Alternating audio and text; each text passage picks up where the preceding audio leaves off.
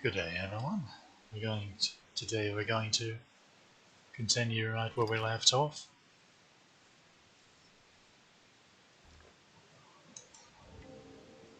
Well, roughly.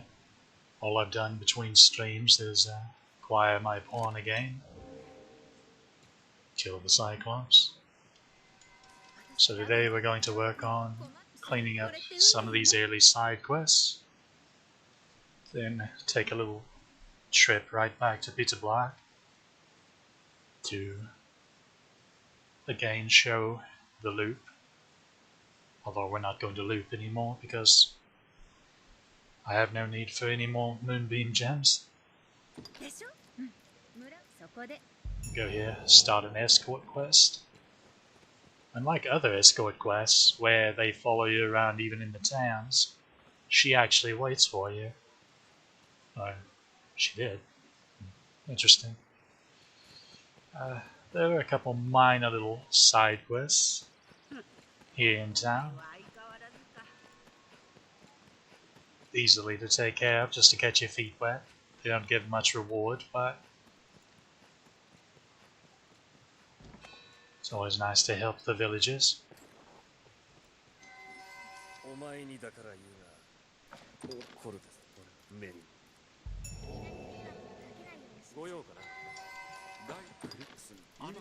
Priest has lost his scripture. Sailor over here witnessed the mates of his brother try to save him from the dragon and got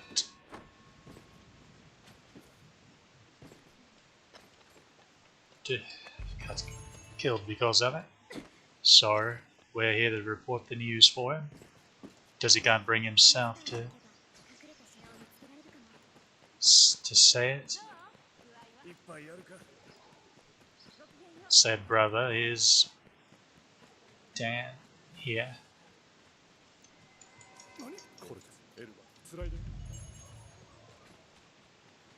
I've done this loop so many times that I have so many characters with maxed out affection, hence the pink glow when you talk to them. That's going to be a mess.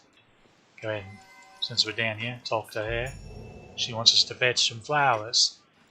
We need 5 sunbloom.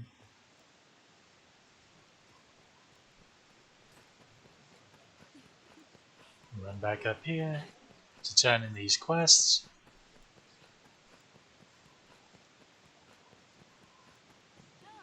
The scripture, by the way, is what I picked up on that roof up there. How he lost that scripture up on the roof, I'll never know.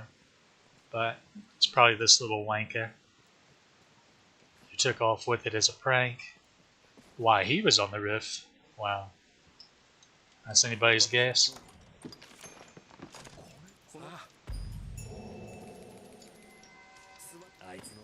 There we go.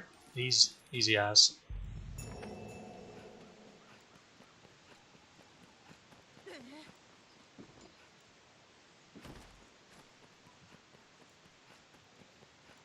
Nah, escort quests.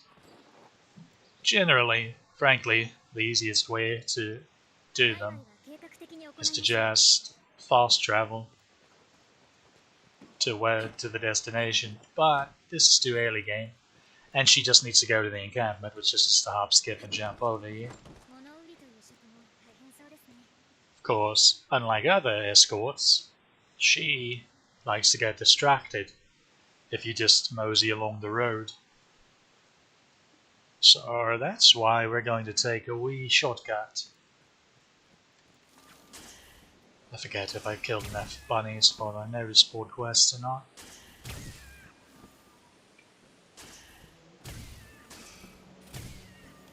That's 4. You need 5 for the quest. Or there we go. Easy as.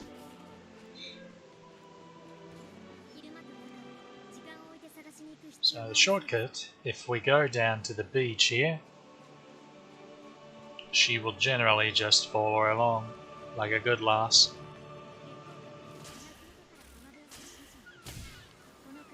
Right, I think I have to kill I need to turn the sensitivity up on my aiming stick.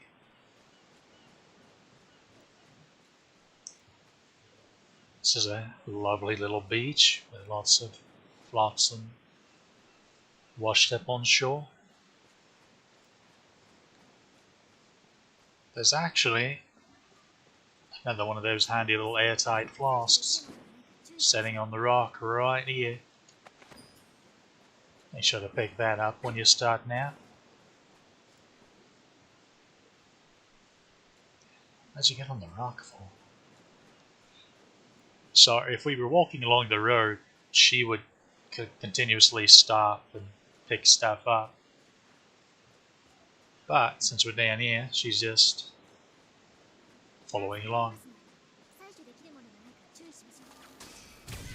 I already did this. This is just for kicks and giggles.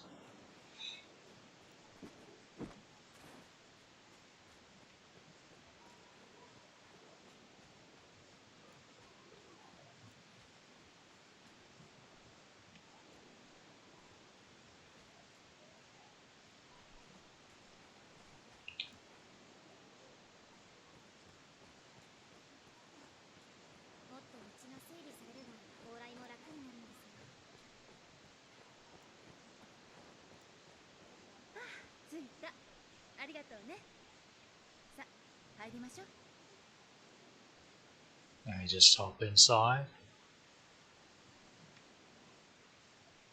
speak to her to complete the quest, and give her a nice loan of 1,000 gold.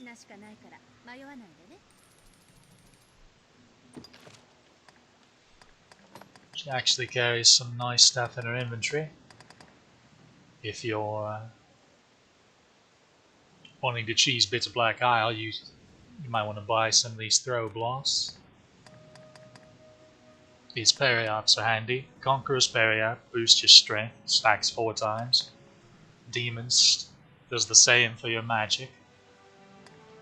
So depending on what class you specialize in, you might want those.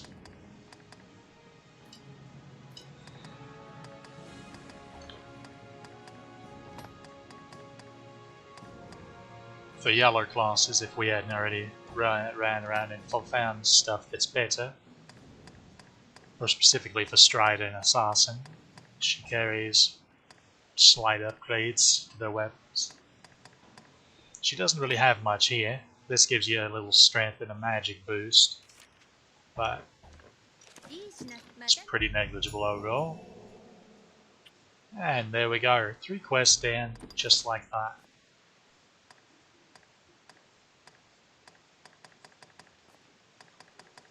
Now,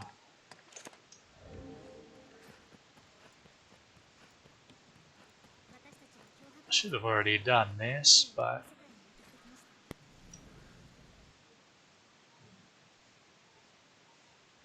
let's grab us some mates. Let's see, we have a fighter and a Magick Archer, so we definitely want a ranger or a strider with us. It's good to have a physical barman at all times, just to help reach the nasties.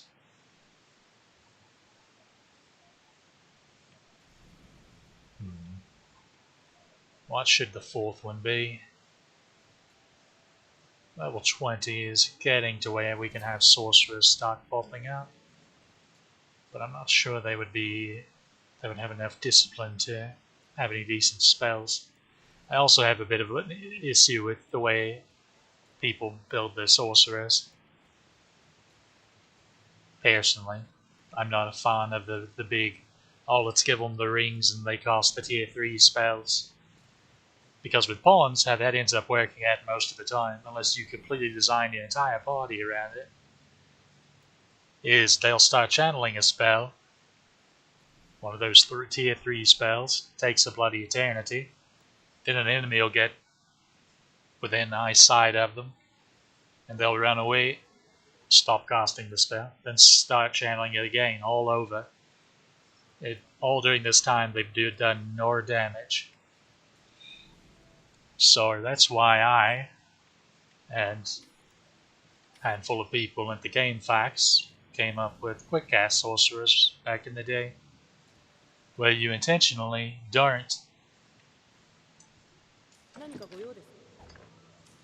This is a mage, I'm pretty sure. Yeah. Where you intentionally don't. Wait, you're level 48. Why are you randomly here? Where you intentionally don't upgrade certain spells so they will cost faster, because of the time it takes you to charge one high version, or let alone the grand version, which is the tier 3, they could have cost just the base level 3, maybe even 4 times.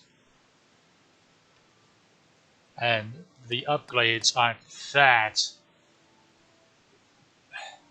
generally aren't that big of upgrades to make up the difference.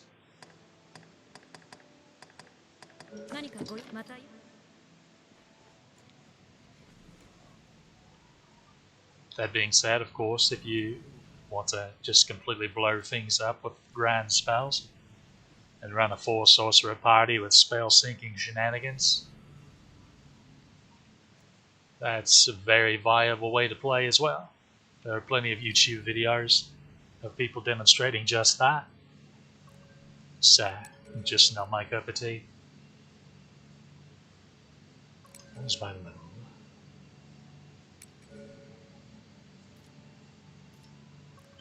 Let's see. Boy. Search conditions. We don't need fighter. No warrior. I'm going to go ahead and tick off mage as well. I just don't particularly care for mages. Now, to be fair, they are very useful early game. It's nice to have some healing when your health pulls so low that even a scratch will get you pretty low. Of course, in hard mode, most of the time you get one shot early on, so it's pretty hit or miss. But the trade-off in damage is pretty substantial. Let's actually see. See, she's got the grand spell already. Necromancy, fire boon.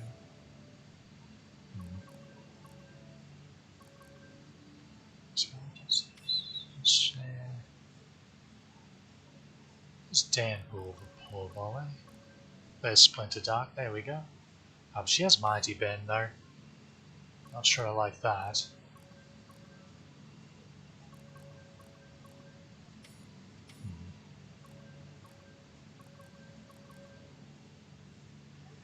That's an interesting set of skills.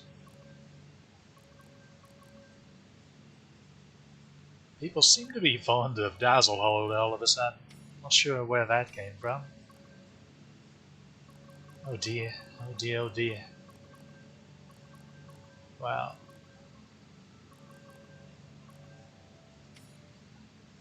Oh, and a ranger that doesn't even have 6-fold, let alone 10-fold. It's a little too early level for him to have 10-fold probably. Maybe even for 6-fold, you have to get a little into ranger, ranking up the vocation before you even acquire it, so it's fair enough. I guess we'll go with this one.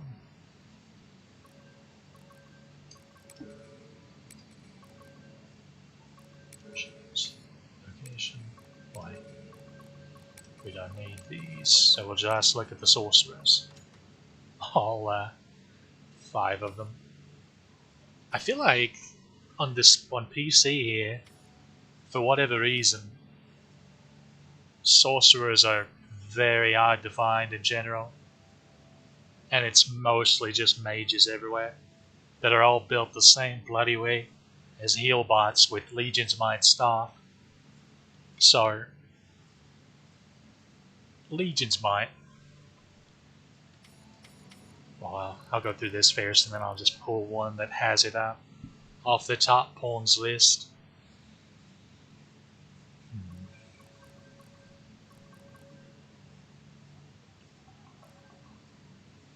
Frontide.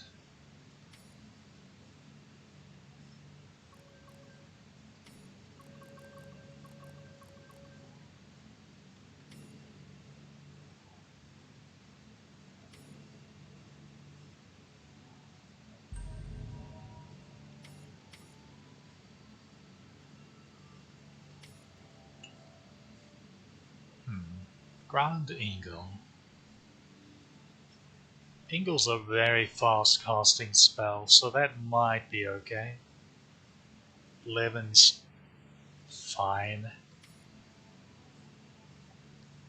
Ah, see, here's a bit of a bugger though. 3 different enchantments.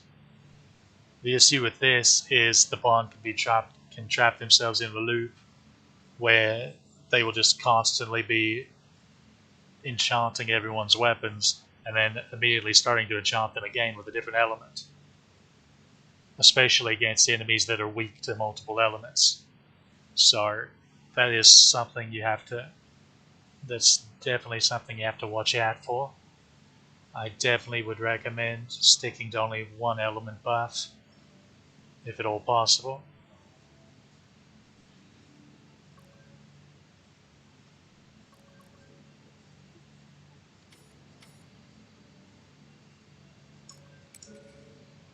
Okay, I'll go ahead and show you one of these top ranks.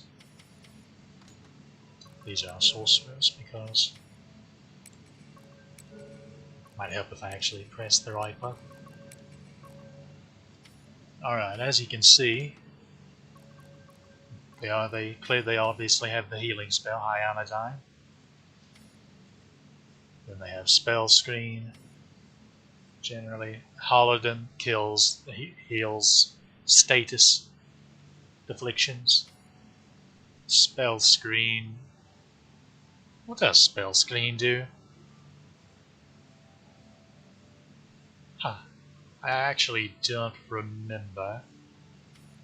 Maybe something to do with magic defense. Or magic afflictions. While Halidom heals more physical ones. So the spec for mostly healing with a little bit of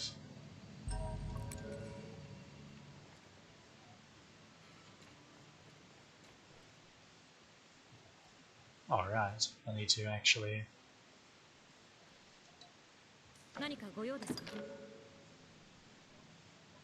oh, an oil staff. Grievous Black. So certain weapons, I believe I mentioned rusted weapons yesterday, last stream. Rusted weapons, when upgraded, start inflicting torpor and poison on enemies when attacked. But annealed weapons, or these black weapons like this, are covered in oil. They do as you would expect and cover an enemy in oil, which makes them more vulnerable to being set on fire, which is pretty lovely. And then gold weapons inflict silence.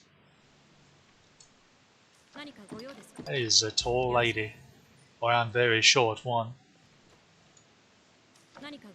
Oh, do you actually have Dominion Claw? Well, that's actually a surprise. Dominion Claw is the strongest. It's the level 3 bitter black staff. It's the strongest staff in the game, stats wise. Oh, I'm glad that at least one of these do, but I swear most of them I looked at have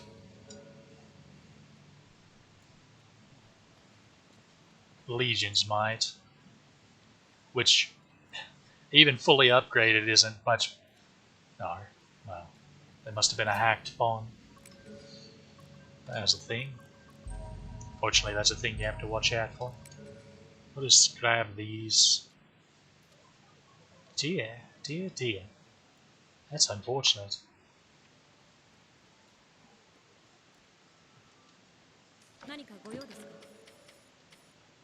There we go. Legion's Might. That little bugger right there. As you can read in the description, pawns who equip it quickly revive after falling unconscious. Basically, this is the lazy man's staff, because what happens is when the pawn loses all their health and they collapse, normally you'd have to run up to them and aid them and pick them up at the half health. But in this case, see, there's another one that's got it. But in this case, they will just revive themselves as opposed to you doing it. So basically your heal bot will self-revive and then start healing again, theoretically. The issue is, even fully upgraded, the staff has laughable magic stat. It does no damage. Like, you won't tickle anything in Bitter Black Isle, or even like post-game Everfall. So basically, again, your mage would turn into a literal heal bot that can't really do any damage. And even when they can damage something, it's not very effective. So I don't particularly care for it, in other words. Mages already don't have access to the super big spells, so gamping their damage even more is just very, very odd to me. Right here is an interesting thing to pick up, Liquid Venom. This is a very lovely curative. It makes it to where your stamina will not drain for a certain amount of time. I think it's a minute or so. It's very handy during certain fights or using certain tactics, especially if you're one that likes climbing a lot. So we grabbed our full party to help with this side quest over here. If you'll remember, after we got our main pawn, we were forcibly teleported in here by this bloke over here. Wanted us to do a training mission, and we skipped it the first time because I wanted to demonstrate the loop, and there was no sense in doing all these quests, looping, and then doing them all again, or showing them all for you. But we'll do it this time.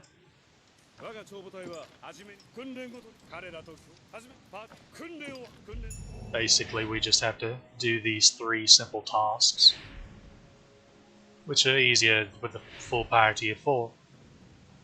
So there are 4 crates we have to carry to a specific spot for the first one. The second and third one are all just smacking target dummies. So, nothing too complicated. So your pawns on their own will automatically go get the other crates. And I'm pretty sure this is completely unfailable, because even when the pawn gets confused like that one does and ran up to where I got my crate from, instead of running immediately to the one she has, she's still making it here in time.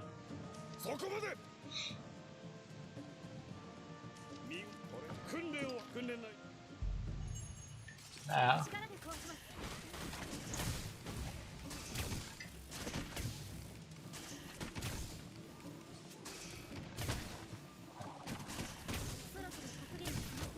as you can see how I was missing that dummy at the beginning with the magic bar. That shows you that the lock-on system can be a bit wonky when things are closer to you. Of course, if it's a bigger monster, it's no real issue. Now in this one, this teaches you how certain things are weaker to either physical or magic. In this case, the blue ones are weak to magic, whereas the red ones are more weak to physical. But strangely, the ones up here seem to fall to both pretty easily. Probably because they're easily taken by ranged, or it's just something they forgot to program correctly. Who knows? Easy quest.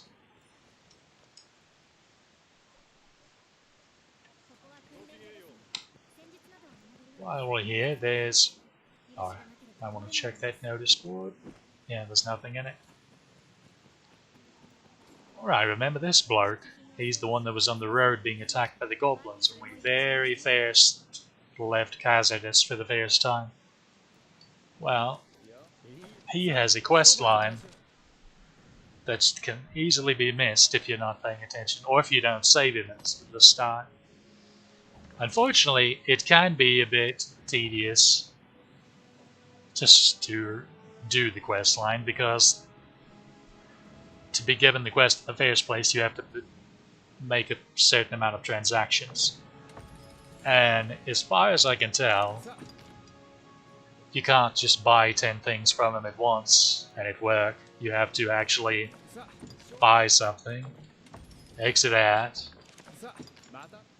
talk to him again, and buy something again, and so forth. About 10 times, 7 to 10 times for each step of this quest. Then he'll ask you to go fetch an item for him, which are always rare enemy drops, or enemy drops in general, really. Then you turn that in, you buy a certain amount of items again, he gives you the next step. Buy a certain amount of things again, he gives you the final step.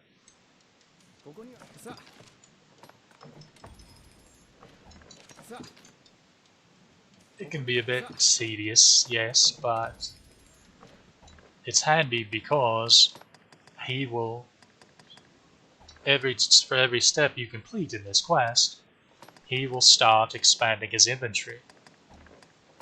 And he sells there are a lot of things that only he sells and other merchants won't have, including rusted weapons of each type, which again can be very useful if you want to tinker around with debilitations.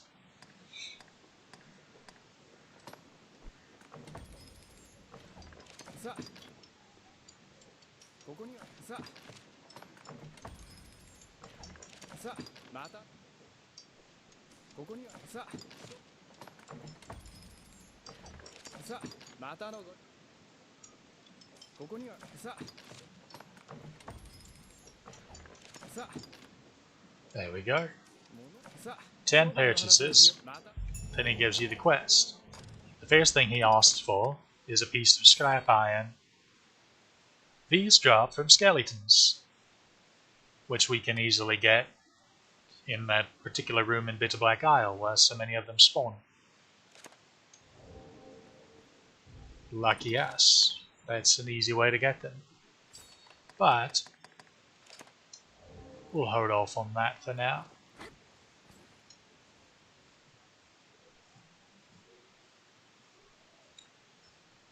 We need to go back here, because there actually is more to do in Cassidus.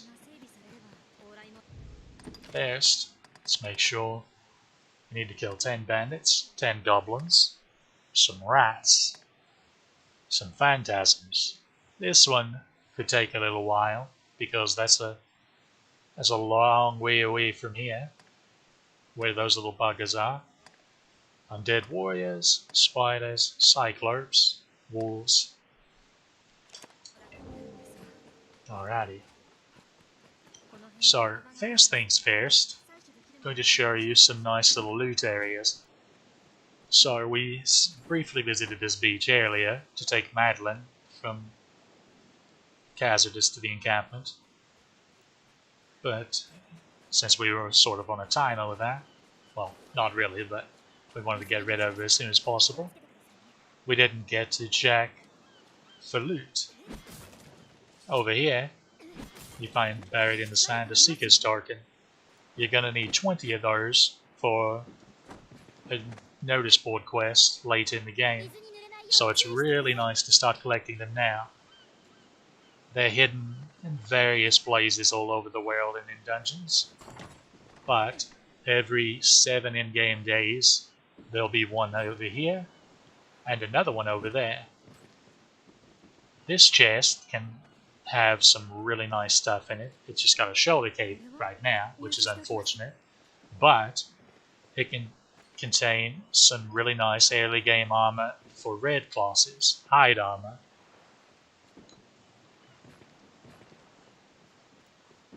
So your fighters or your warriors can get a kick out of wearing that. It's got really good defenses for here at the beginning of the game here.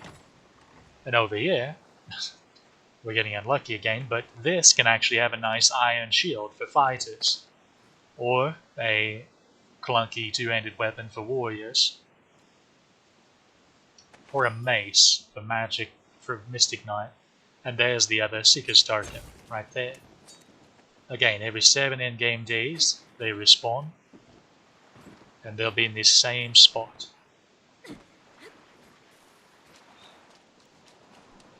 Very nice little place to check out. Can't believe we've got both shoulder capes from those. Unlucky.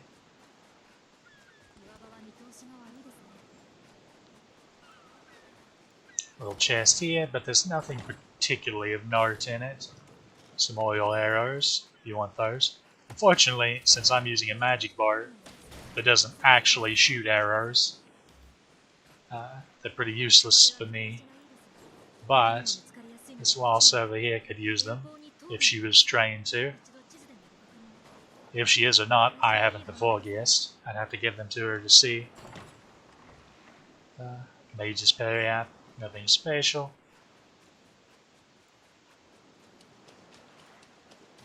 Over here, take note of this unusual looking rock. These are mineable. If you had a pickaxe, you could go to town and get some nice materials for upgrading weapons and armor. Here's you some money. There, right there makes up for what you just paid Madeline. But there's more. Just over here.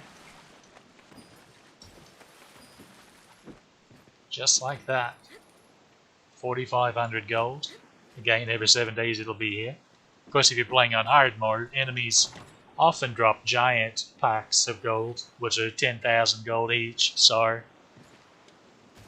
yeah, if you're playing on hard mode, you're not really worried about money, except for just at the very beginning here.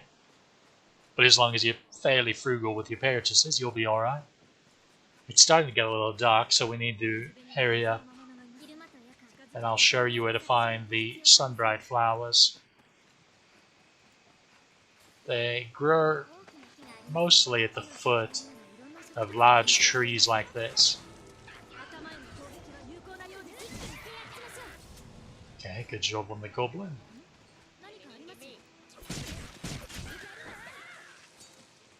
There's another one. And there's another large tree over here. We need 5 sunbright for. There are only 3 under that tree. Luckily there are 3 more over here. There we go. Now we're doing alright. We don't have to rush. We can get dark all at once. In fact, we need it to be dark for the next part.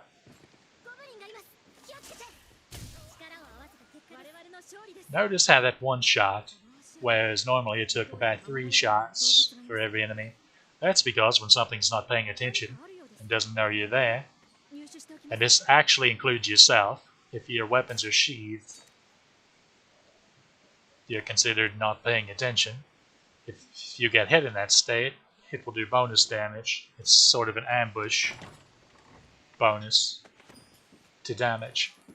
There's actually an augment Assassin has that further increases that. Yeah, I'm pretty sure it's Assassin. It's Assassin or Ranger.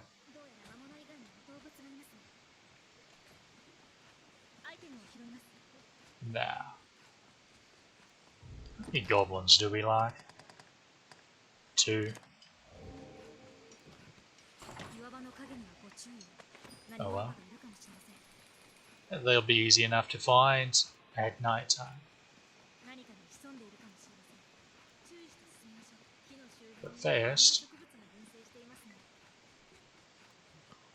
let's turn in the sunbright. You don't want to lollygag around with these because they are perishables. They will rot, or wilt, as it were, since they're flowers, after a few days, or a couple days in your inventory. However, here's another airtight flask.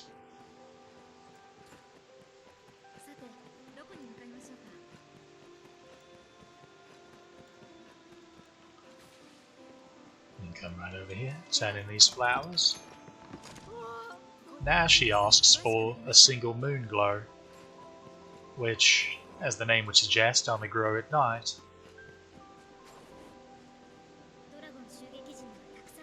So, if they have a red question mark over their head, generally that means they have some information pertain to the quest you currently have marked as active. If it's yellow, that just means the same, but it means it's a quest you don't have as active. And if they're green, that means they have a new quest for you, period. And if it's blue, that means you can turn in to complete the quest. Here's yet another airtight flask. Now, Moonglow is aura over there. That'll tell us if it's night or not. Ah, it is now.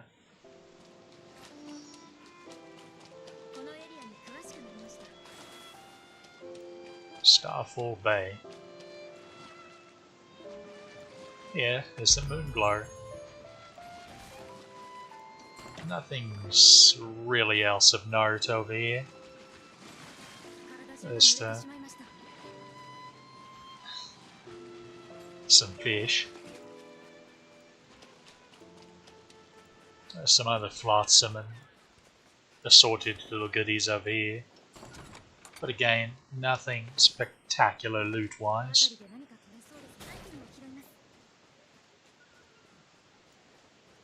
Pretty stars. We'll go complete this quest now, and then there's one more quest we can complete in this section of the game. Well, side quest. So, I keep saying section of the games. Really, they're more stages. The game is separated into roughly 7 stages based on how far you've progressed to the main story. So, depending on how far you've gotten, certain side quests will come available or be no longer available. And merchants will gain, their inventories will improve as each stage progresses as well. There'll be new notice board quests as well. Although generally notice board quests don't fail. Besides maybe these escort quests. Escort quests become available after you reach a certain level of affection with a particular person that happens to have a quest. And if the affection drops below that threshold, the quest will disappear, but it'll come back if you re-up your affection with that person.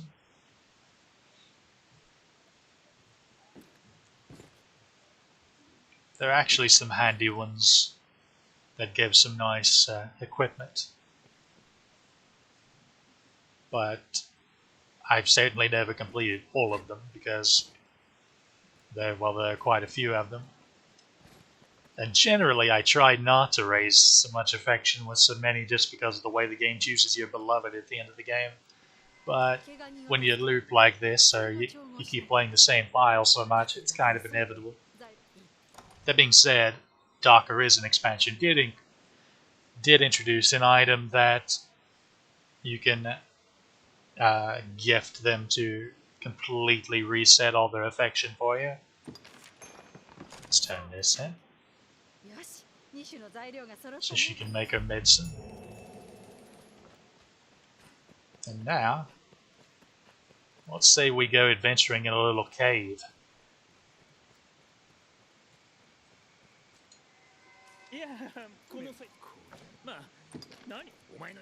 Scary noises coming from a well, he says. A good light actually gives you a lantern. Of course, we don't need it because we have a better lantern. But I'll go ahead and give it to one of them. Just for kicks and giggles. They'll actually light it up as well. So they have a little glow around them. Welcome to Driftstone Cavern. Lovely little place. Here's some rats. Remember, we need to kill some of those.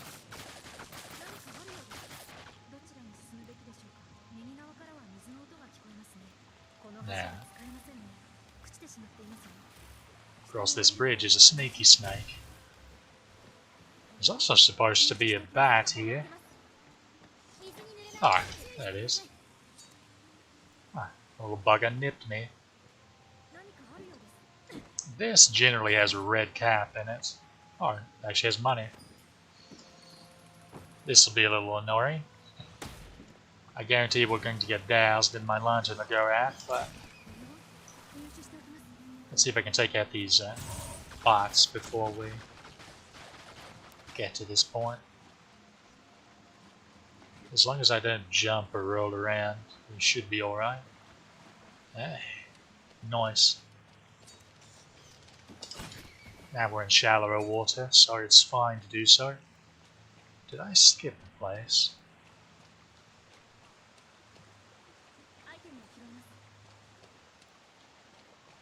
Perhaps not. Ah, here's the chest. Another coin patch. There are more bats up here, as you can see. Although I think we've taken most of them down. But as we climb up here, love how the water just shimmers off the rocks as it cascades down. It's a very pretty effect. Just to make sure we clean up the rest of the bats. Alright, I guess we got them.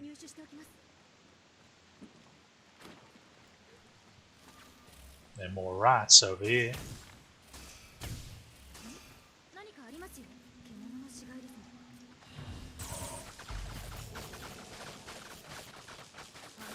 Quite a few rats eating these carcasses. Ah, that's a lovely sound. Recommend saving if this is your first time playing, because these little buggers we're about to fight can pack a wallet in hard mode.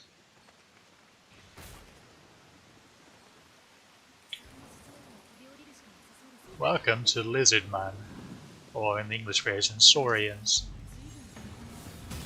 They're weak to ice, although they also quite dislike fire, and they're very tough armor-wise. They can block very well, but they become really squishy if you cut their tail off, and will also become fairly cowardly and try to flee.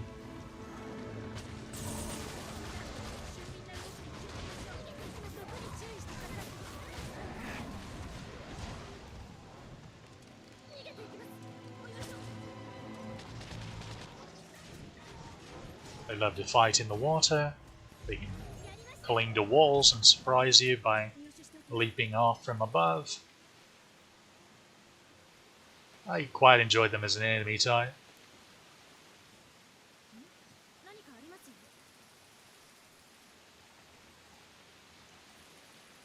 Now, deeper in the dungeon, we can go here for some nice little curatives. Of course, these little gather areas, you can find various stuff. Mithridate will cure poison. Here's your healer's robe. It's a nice early mage or sorcerer robe if you like. Ground grapes will cure a decent amount of health, especially if you let them mold a little bit, which doesn't make the most amount of sense, but it's a game.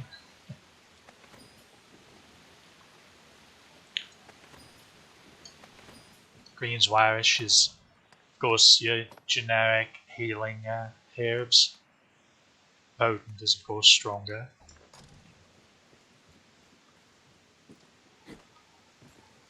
Early game they're fine, but even the potent becomes pretty meh when it comes to early levels. As you can see, our Diastrida pawn is poisoned, so if we give her a Mithridate, she'll cure herself like a good lass. Skull. Yeah, it's probably a good idea to pick those up if you come across them. You're going to need 66 of the buggers later. However, there is one notice board quest that will give you 60 of those, so you only need to pick up like 6 throughout the game. Now, You have to be very careful here because there's snakes, but there's also... So, your pawn doesn't just have bestiary knowledge, but they also have travel, just general travel knowledge from around the world, which generally to trigger gains in knowledge, you have to hit very specific marks. And for this cave, one of them is to come to this door from the other side without breaking that board. So we're going to intentionally not break the board yet. My pawn already has full knowledge of this cave, but these two might not, because this is kind of an obscure knowledge star here. There's a chest up here that can have some nice stuff. Fortunately, well, I say nice stuff. Moderately okay, early game stuff. I mean, you start out with basically rags, so any nice little pieces of equipment you can get early on are pretty handy. Let's go back over here to... Oh, they've respawned. They must have hit like midnight.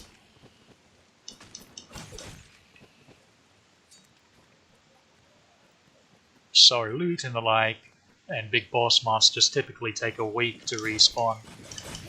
But smaller foes, and especially these little critters, will respawn every day. Or even some of them will even the critters will even respawn if you just exit and re-enter the cave, typically. There we go. That, I'm pretty sure, is the last side quest available for this part of the game, called Stage 1.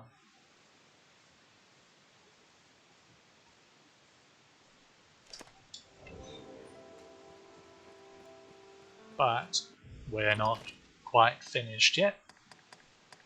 So we could go on to Bitter Black Isle immediately, but let's say we clean up these two quests first. I'll show you how the world can differ between night and day. So at daytime, there were a handful of goblins just scattered throughout the woods, like 4. But now,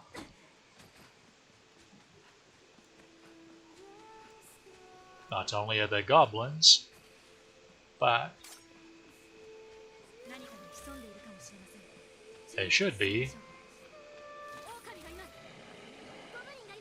wolves. Oh dear.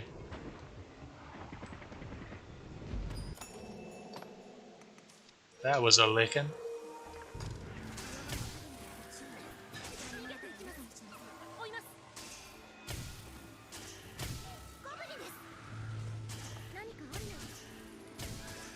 Anyone with a staff or a magic bar has a little bit of an advantage when it comes to night and enemies that want to kind of... Oh, another Seeker's token, that's good. I was actually not aware that chest could drop them, so that's good to know. Because again, you need 20 of the buggers for a little bit later in the game. Oh, nothing good in the chest. Okay, there seems to be another wolf around here somewhere. Oh.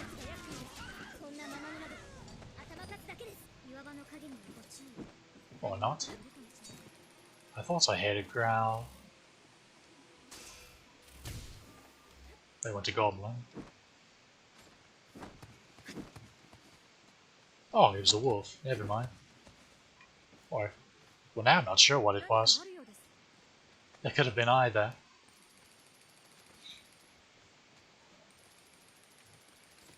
But that's not just the difference.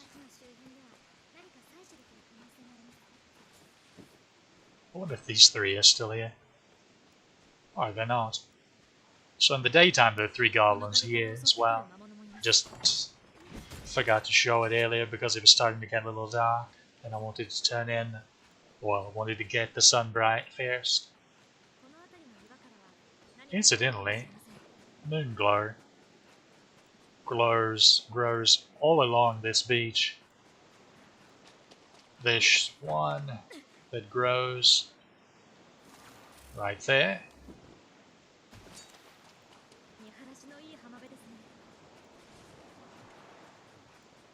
There's another that grows right here. And then one up there. As you see, some goblins have raided the beach at night.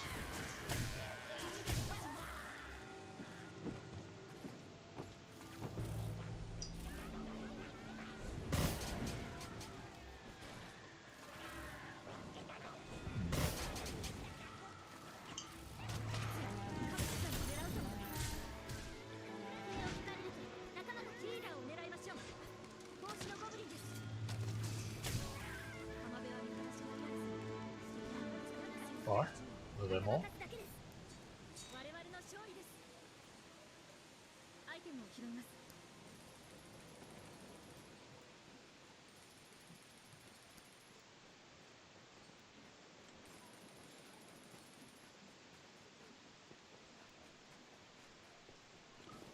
Ah, right, bandits. And the other side. So you might be wondering, Dripstone Cave. Well, that door that was boarded up. How do we get to the other side of it? Well, luckily it's just a wee bit over this way.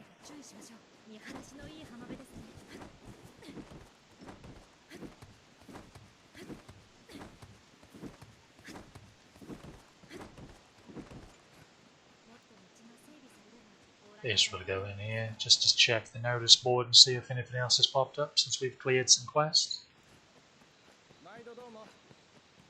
This, by the way, this nice lass here, Mercedes, is where the next story quest is. So you want to make sure not to talk to her and accept her offer to rest if you don't want to progress in the story.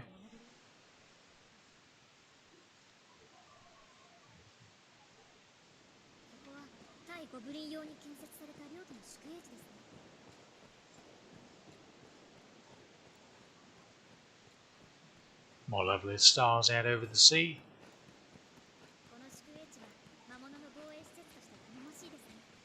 Right over here.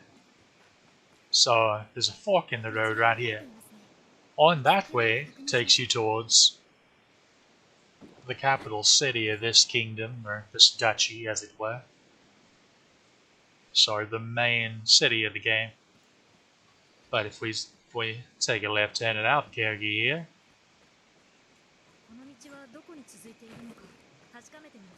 oh look, it looks like a mine shaft entrance. Here is the other entrance to Dripstone Cave. Now in this little room, there's a little room in here. There doesn't seem to be anything in there this time. That's interesting. So typically, there are one of either 2 things in this room. Either spiders or some bandits. It's actually very rarely when neither spawns, and it's just, I guess, these little rats. But there's some gold lying around, some minor loots, nothing of particular import.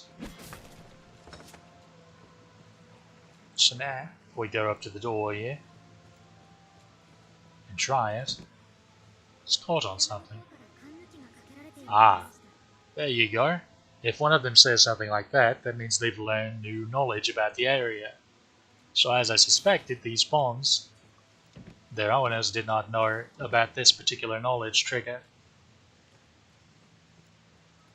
So, thankfully they've learned. Now,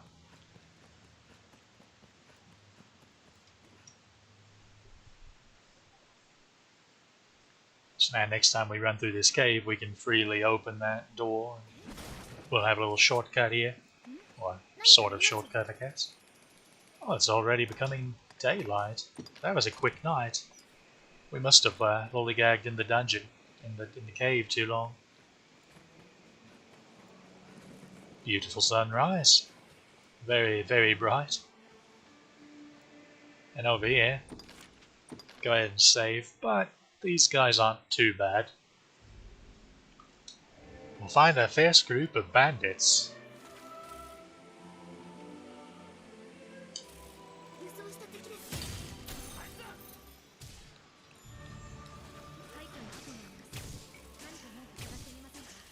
So, what you really want to watch out for are archers, because bandit archers are really rough. Bandit mages mostly just heal, but you do need to watch their spells occasionally. The big ones you want to watch out for are the fighters and the warriors, but I think, yeah, warriors especially will do a very large number on you.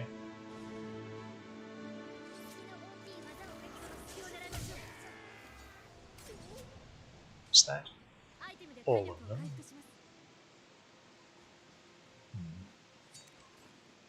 But of course there wasn't enough to quite finish off our quest here.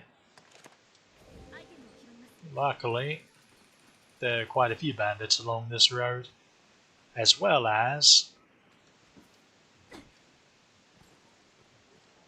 wolves.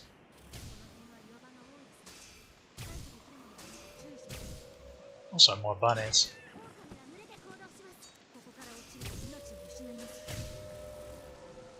The interesting thing about this, the rabbits will actually,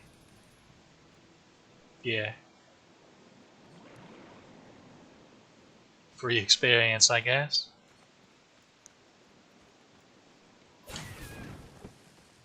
He was gonna run off anyway, so we made it quicker for him. Plenty more wolves where that came from.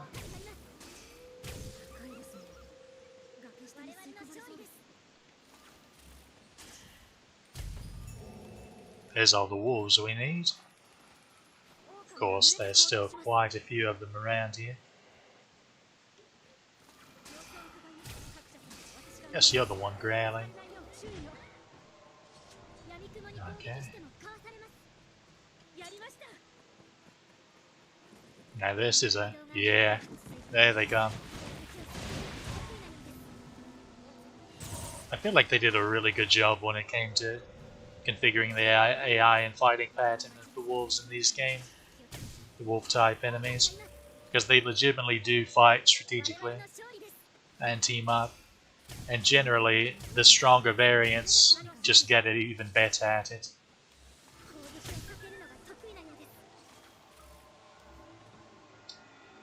Let's see.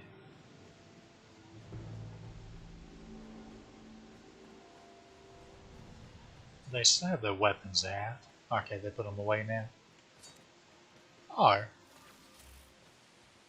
These guys don't always spawn, but since they did, let's take advantage of it.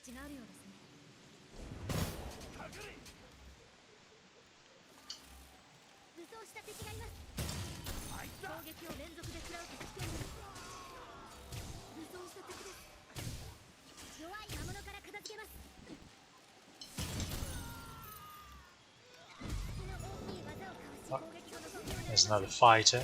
If he gets a hold of me, it's all over but the crying. I'm actually pretty surprised we haven't seen more. Ah, here we go. I was just about to say, giant coin patches hadn't been dropping.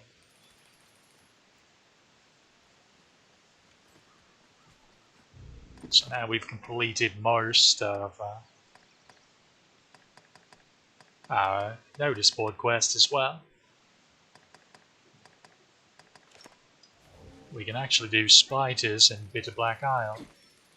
Speaking of, I think it's about time to go back and redo what we did last loop.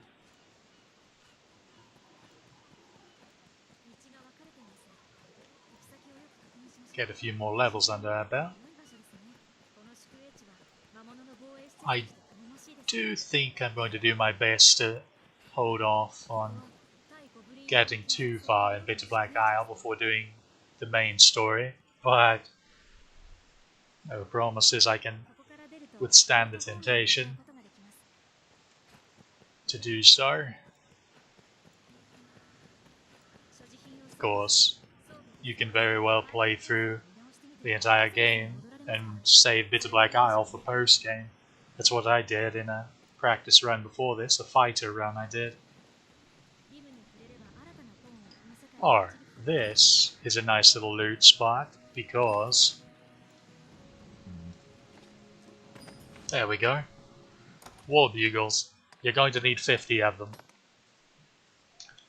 Now, luckily, again, there's a particular quest reward that gives you 40 of them, so you need to collect 10 of them.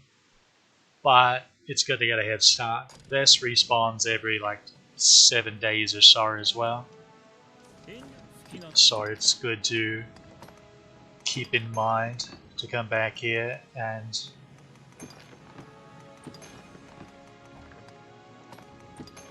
pick those back up.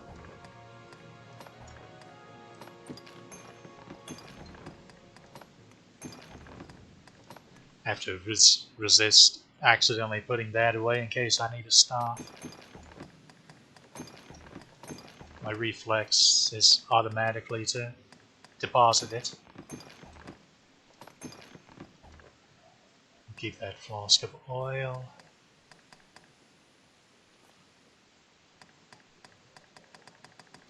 What have you picked up that's so heavy? Ah, the shackle, that'll do it. You really like the loot. Lots of oil as well.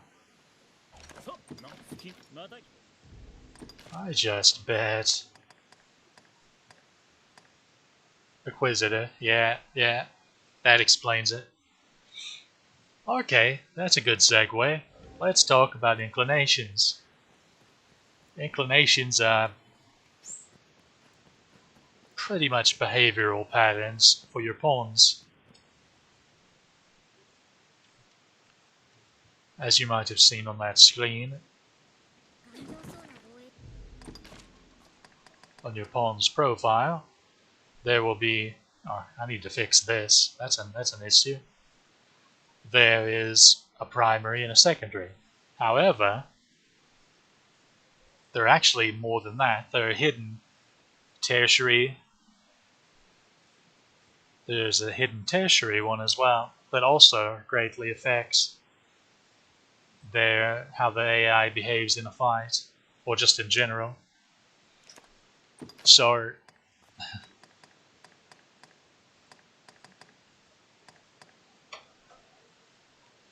actually, perhaps I can show you here. This will be handy to pull up the list anyway. Where even is it? No. Is it stats? Yeah, inclinations. Alright. So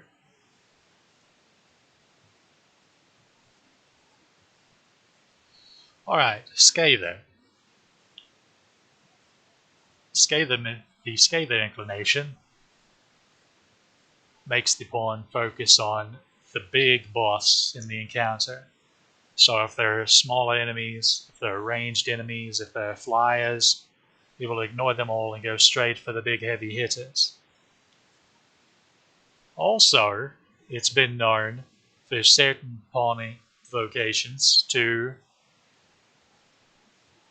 make them want to climb more on the big monsters, which is really nice for something like a Strider.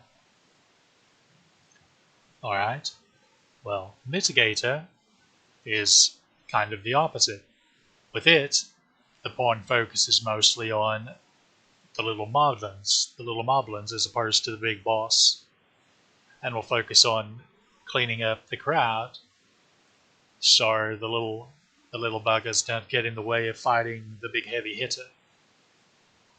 Challenger will focus on ranged and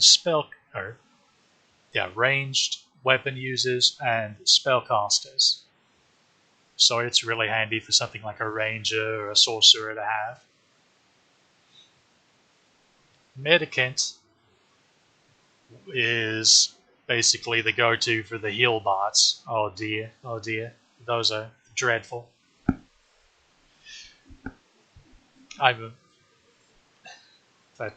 That gives me a sad. So Medicant makes them focus on healing, as one would expect from its name. The issue is, with a mage, for example.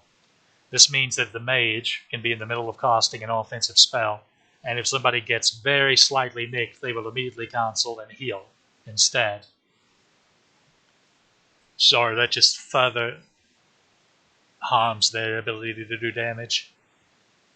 But even non-mage pawns, it will just make them to where, similarly, if they get a little nick, a little scratch, they will immediately chug a healing potion if they have any curatives on them, which can be quite wasteful when you use, say, a lordly tonic that heals practically full health, even if you have 4,000 health. To heal 50 health can be a bit of a bugaboo. So I recommend not giving them Medicant. Utilitarian is a really nice one. This makes your pawn fight more strategically and typically focus on more teamwork-oriented things, including even using their environment or items they pick up more often, such as specialty arrows or, say, explosive barrels or Spitfire throw blasts. Sorcerers can spell sync more with it. If fighter has shield or springboard, and the warrior has the equivalent where they use their weapon to springboard an ally up into the air to fight flyers, they will try to sync up and use those properly more often. It's a very nice one to have, primary or secondary, or even tertiary, but it's nice to have up there. Just seems to make your pawn fight more, again, strategically. Guardian. Guardian is a trap. So the description basically says that, which is pretty accurate, to be fair, that the pawn will focus primarily on protecting you, the Arisen. Okay, now what this means is they're going to stick to you like a lost puppy. So say you're a sorcerer and they're a fighter. You're like, oh yeah, I need a big beefy fighter to go draw aggro and tank all the attacks while I cast these big nuke spells. Well, the issue is he's going to be right by you the entire time. He's not going to be fighting. He's not going to attack anyone until they attack you first. And he's another body that's going to be in the area that the enemy AI could potentially aggro on randomly. So if anything, he's causing you more trouble than he's worth. Likewise, if you're a melee class and you have a mage or a sorcerer pawn that has Guardian, or now she's right in the middle of the thick of the fight and can't even begin to cast a spell because every time she begins casting something, a goblin just happens to brush by and scare her, so she runs away and then has to restart casting the spell. Even worse if they're chock-a-block full of fully upgraded spells that take an eternity to cast in the first place. Guardian, very, very much bad. Nexus, similarly, except in this case it's more they baby each other, each pawn. So if a fellow pawn gets fainted, they will drop everything in combat, pick the pawn up and run over to you, no matter if they're bringing a bunch of enemies with them or not. So they just stop fighting, pick up one of their allies and bring them to you. But here's the thing. If you don't have Nexus and you finish the fight, they're going to bring the other pawn to you then, so you can freely heal them without having to worry about enemies just backadding you right in the middle of you picking the other pawns up. So Nexus, Guardian, avoid them. Medicant, same with that. Avoid them. Very much bad. Don't do it. Pioneer. Pioneer is a pretty nice one because it makes your pawn more adventurous, generally. They will walk ahead of the party, which is handy for something like, say, a fighter that wants to go in and draw aggro and block everything with the shield and go to town with dragons more. Fighter basically thrives on being surrounded by enemies because a lot of their best attacks are hit in like an AoE around them. And they can protect themselves because they have nice AI blocking with their shield. It's really nice. It's really handy. And on top of this, Pioneer also seems to increase the tether between you and the pawn in combat. So there's a certain point in combat, depending on how big the battlefield is, or if it's a big battlefield, so a big room for fighting, there's a certain length of where you can get away from your pawns before they will stop fighting and will run towards you to get back within that tether, and then will revert back to fighting. And Pioneer seems to increase that tether. Now, this is fairly anecdotal.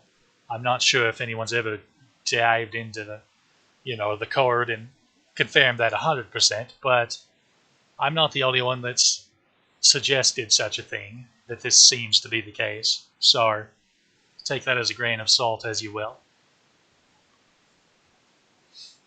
Acquisitor is another one to try to avoid. In this case, your pawn will be very bad to, in the middle of a fight, just randomly start looting things instead of fighting. So yeah, those are ones to try to avoid if at all possible.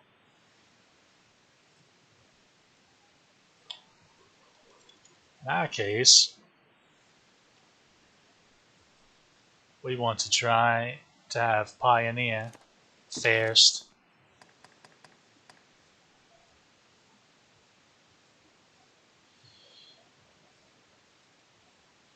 I'll be full disclosure, I'm not entirely certain how to use this mod for the inclinations. So that's fine.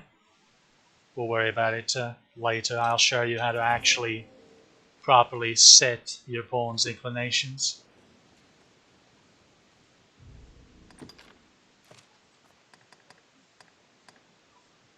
Okay, that actually worked. So you just have to exit out of the menu completely. Well, in that case, we'll go back to it then. Stats, inclinations. Alright, so 1,000 is the cap. That makes sense. So we want to decrease scather.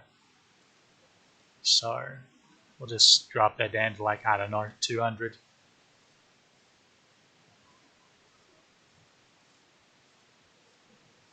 So Pioneer, he rushes ahead. She rushes ahead. Mitigator, she tries to focus on the little moblin, the cannon fodder enemies. Utilitarian.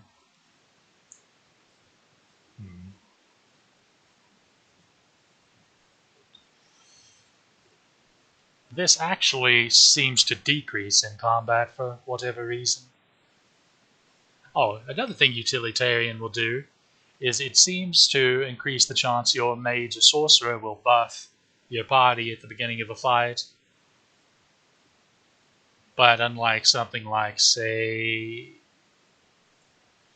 Medicant, they won't continuously keep buffing even if you've already had the buff, like they sometimes get into a loop with. Medicant's one of the, like I mentioned before, when it comes to a mage pawn that has multiple different elemental buffs and how they're bad to juggle them instead of actually doing damaging spells the entire fight. Medikit's one of the inclinations that's most notorious for causing that to happen.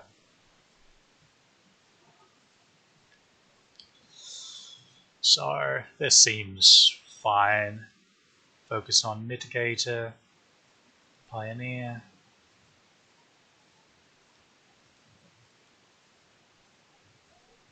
We'll go ahead and we'll put 800 there. Utilitarian. Alright, that's enough of that nonsense.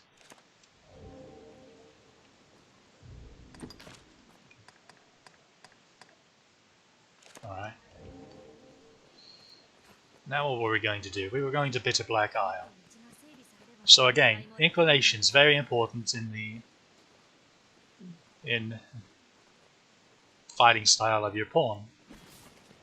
There are quite a few reviews of this game where people bashing pawn AI purely because they didn't take the time to actually learn how to properly raise their pawns. So they just assume that the pawns are stupid, not realizing that inclinations play a huge part. The vocation, what skills you have equipped to them, plays a huge part. Even their augments, even the augments that you have enabled on them, play a huge part.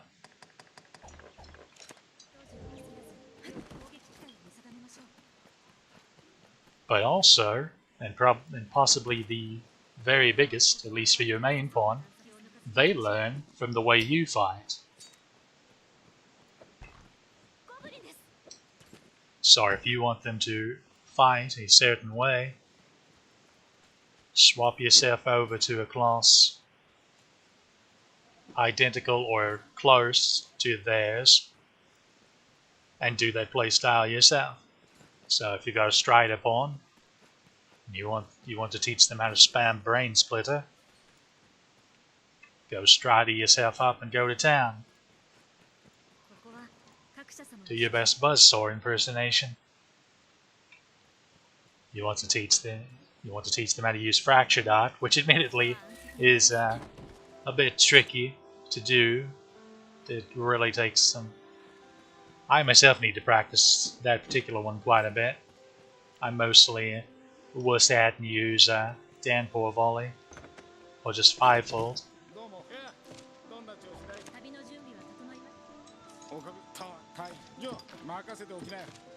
Although generally they seem to naturally want to use that quite a bit anyway, which is fine. Let's see. Left stone.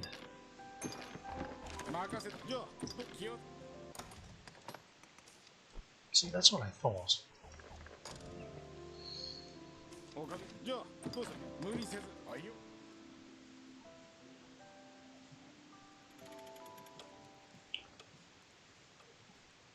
Something wonky happened when off stream when I was killing the Cyclops and getting her back. Well, I got a lift stone out of my inventory, and for some reason it teleported me to Bitter Black, even though they're not supposed to work outside of Bitter Black. So I'm actually curious if the cutscene and such will play or not when we go here. It was very, very buggy, very weird.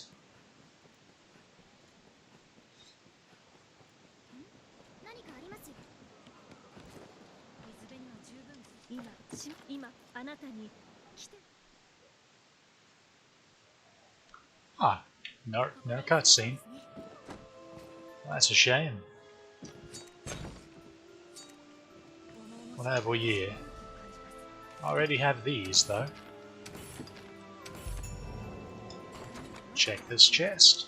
Nice Rift Crystal. Do I have some stuff to deposit? No. Alright.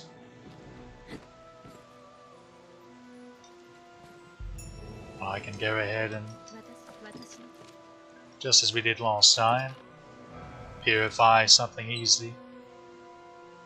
How did I not have that yet?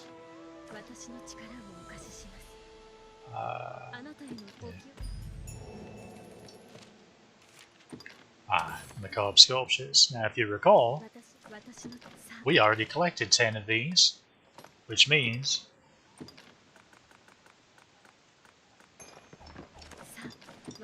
we already have you covered. Abyssal Eye. Not sure.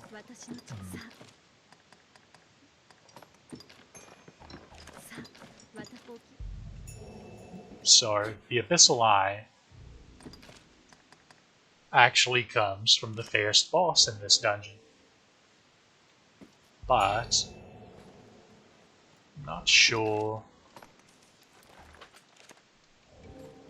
we actually want to go ahead and fight the boss yet. Oi, oi, oi.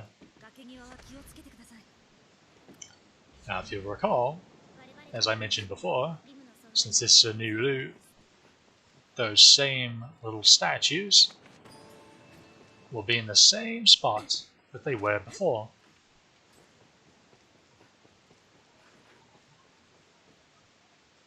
What was I even stuck on there?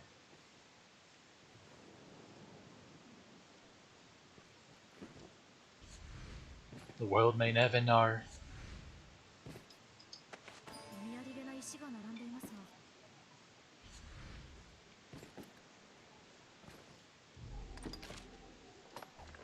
I don't think I'm going to go through and grab all the ones we already grabbed. I think you all saw where they are. Oh, place I forgot to mention, there's a little river down here where there's some gathering spots for fish. It's actually an alright place to gather large fish, of which you'll need 10. Or not large fish, giant fish, of which you'll need 10 for a notice board quest.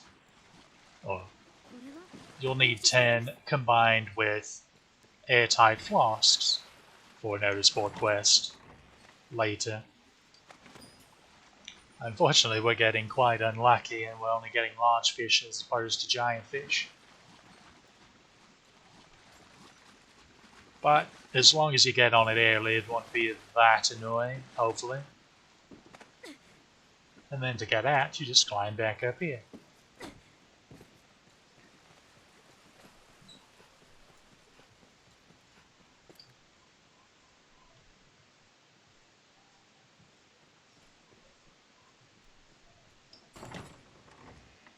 Light cure, nothing particularly worth grabbing.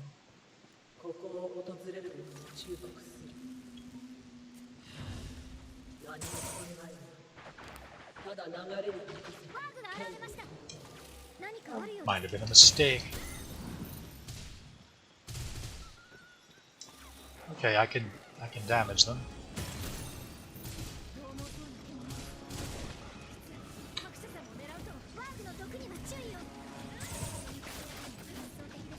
So you have to be careful because they will one-shot me.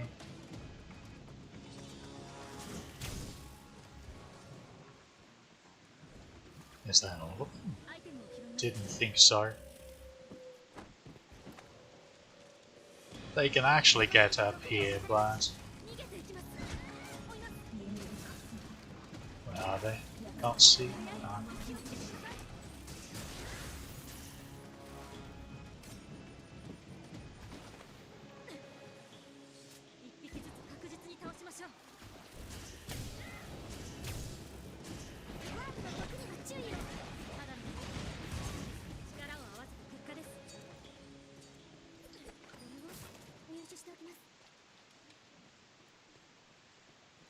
They drop some nice stuff because they're certain fairly common pieces of clothing, if you want to be fashionable at least, that take like mottled leather and the like if they drop. So it's a nice easy way to get it. And a weak stone shard.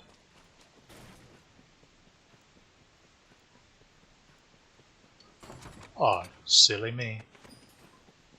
I almost forgot. We have spiders to kill.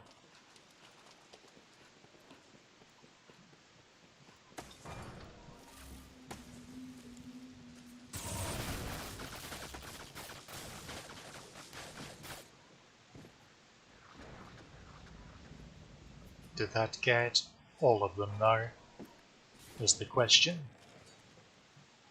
何者かが住んでいるのでしょうか。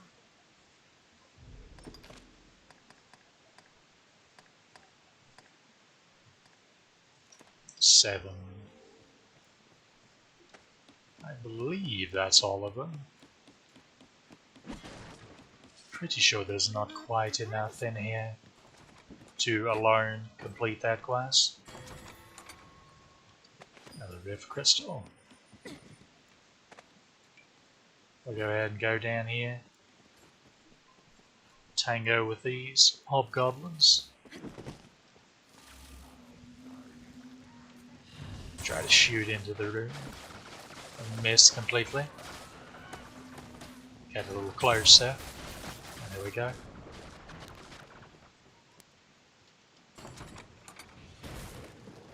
Pure. Is that all of them? Seems to be.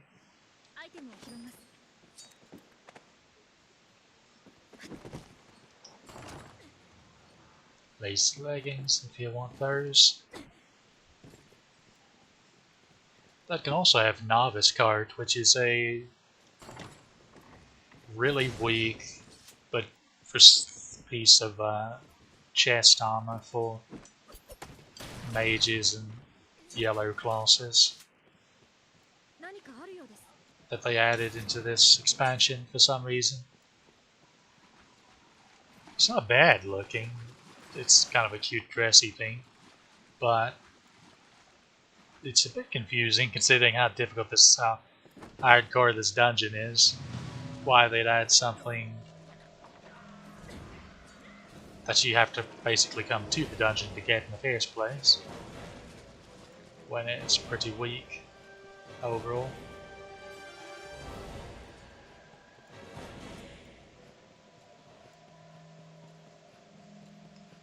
Okay. Hopefully it does like last time, and he disappears about the time I get up this ladder. But if... okay.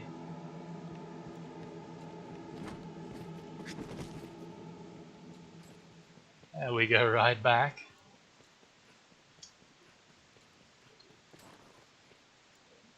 Alright, that. Those little rings like that generally give you some elemental resists and such like that, or sometimes random debilitations.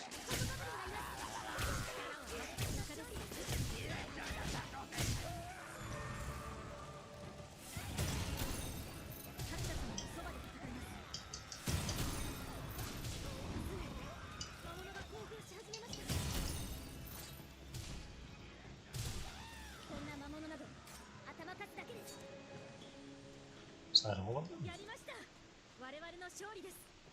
Easy as.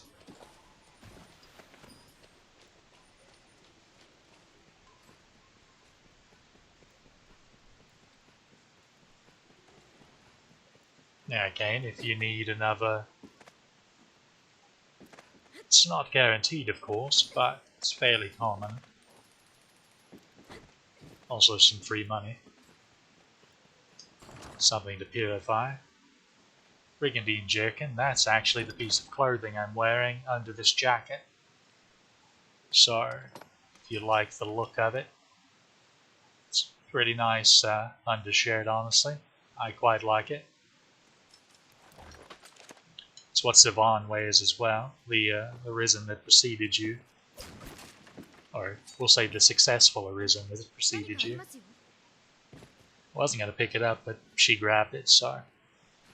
guess we have another one now.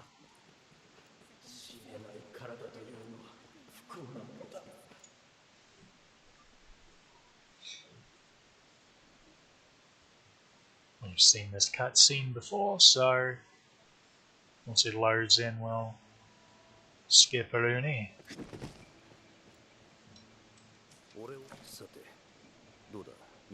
Rarefy. We'll go ahead and do the same thing we did last time. With Ancient Circlet.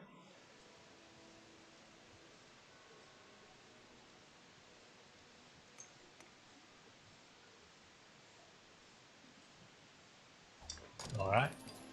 And as before, remember, he sells everything you need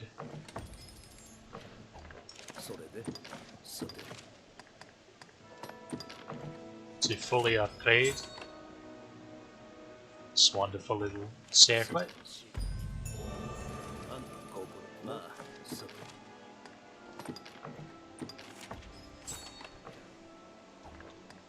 Let's actually see if I can upgrade more.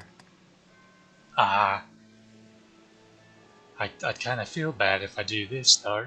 Slick Black Pinion comes from Cockatrice, which is not something I've killed on this playthrough.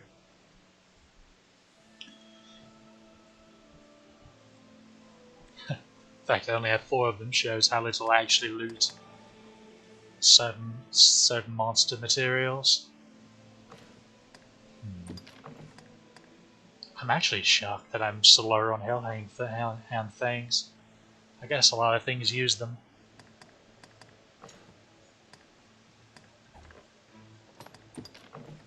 We'll do the initial one at least, just for posterity's sake. What was the second one? Chestnut branch. Chestnut branch. Blade leaf. I feel like I should know where that is. Oh well, we won't go crazy with it. Now, we only have the Eyes of the Deep. Notice port quest. Actually, that eye for an eye, 3 Cyclopes, we can actually get another one, because if we go back into this room,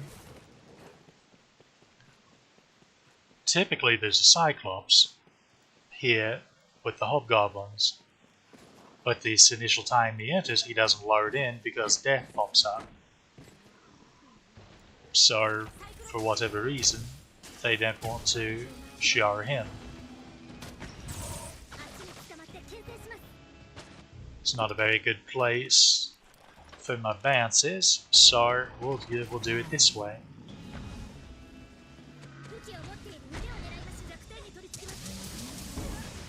So if you zap his hand, he'll drop his club. Although admittedly that was accidental to zap his hand, I was trying to aim for the eye. But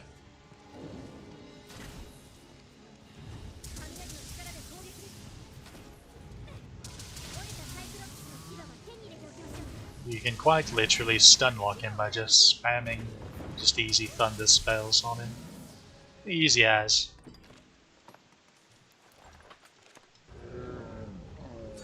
And obviously, if you're just starting out, you won't have high 11, you'll just have regular 11, most likely.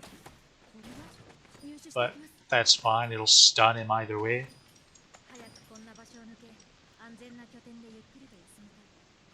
You might have high 11. I think I'm no higher level than she is, and I'm pretty sure she has it. Yeah. So yeah, you don't have to get too many vocation ranks to get access to it.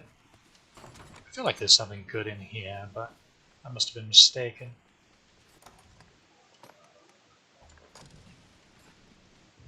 I did, yeah. So now we just need one more Cyclops. Also, if you need money early game, it's good to pick these up because they sell for a decent chunk at the shop.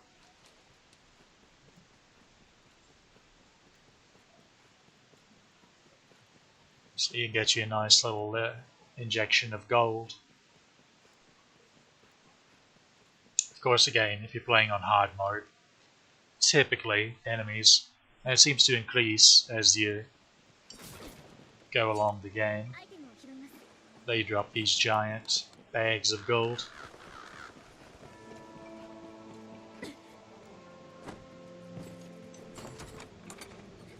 And plenty of them here as well. Let's say we finish that spider quest, or これ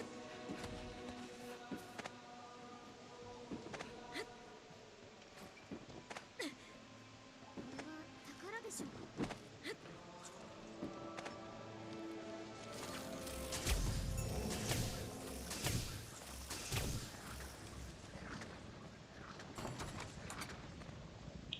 sleeper arrows. Grab them just to stock up on any time I decide, hey, I'm gonna do a ranger playthrough. Because I might just try out the old debilitation ranger for once. I've myself never actually played it as the Arisen before. There's typically always a rift crystal in those barrels. Another flask of oil. We're going to... Oh dear. That's embarrassing. I didn't land on the middle ledge. Oh well. Shall get some potato juice and we're ready to go.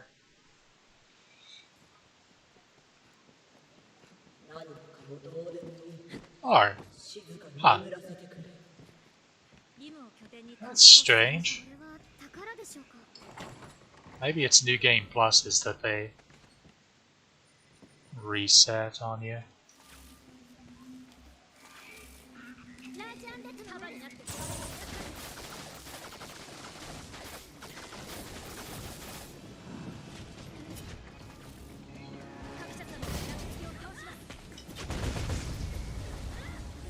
Ah.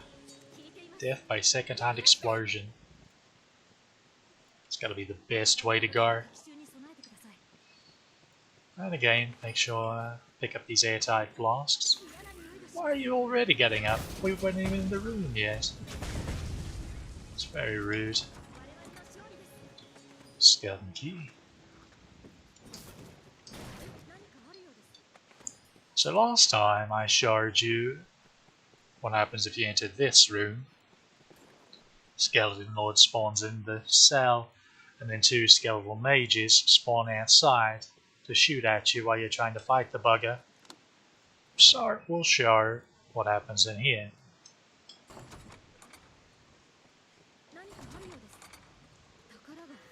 Absolutely nothing. But there's an extra chest, so it's really if you want a little bit of action, or you want an extra chest. Oh, but that closes.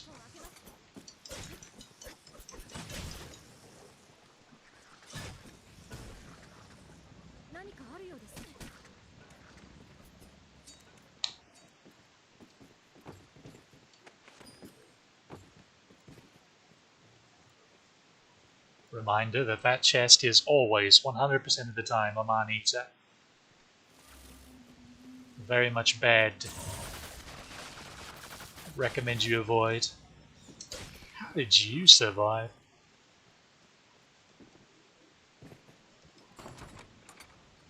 Fleet bow is not a bad longbow to actually start out with.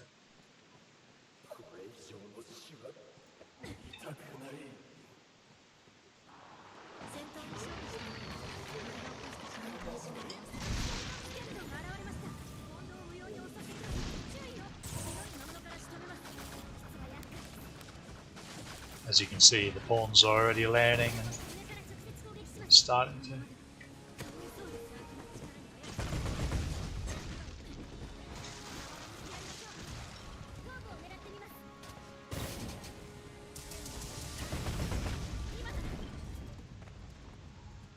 Even my explosions don't do much damage to him at this point. He's a chunky boy.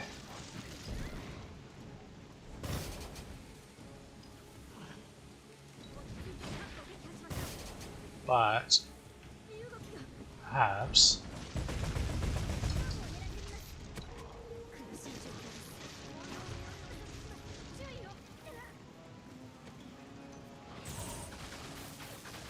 if this bounce is enough.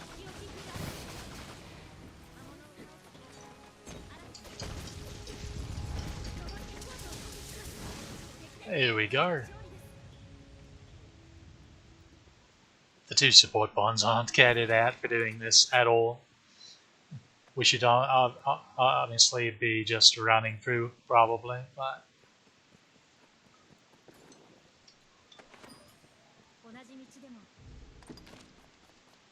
who was? Yeah, the sorcerer kept getting whacked.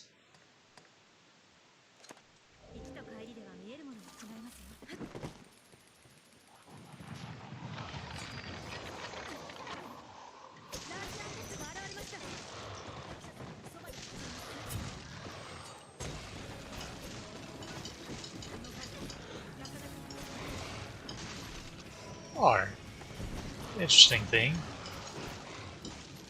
there is a difference in this game. There is a split between slashing damage and blunt damage.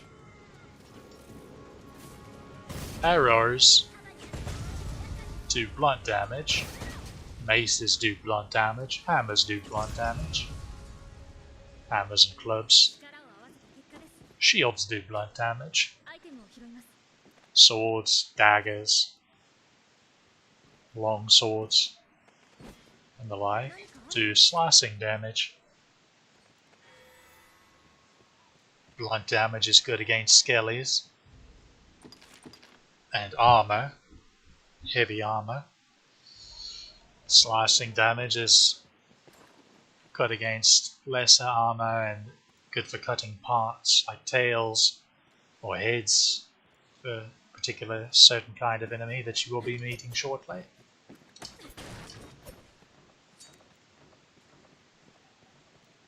And even your armor itself has piercing resistance, striking resistance. There's also that.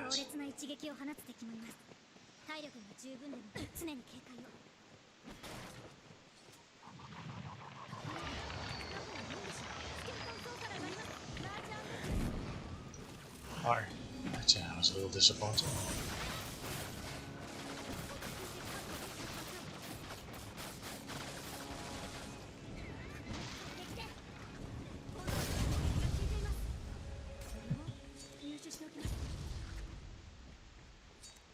You already looted the chest. Look at you. There we go. Here's the feral cape. I feel like most people like these kind of capes.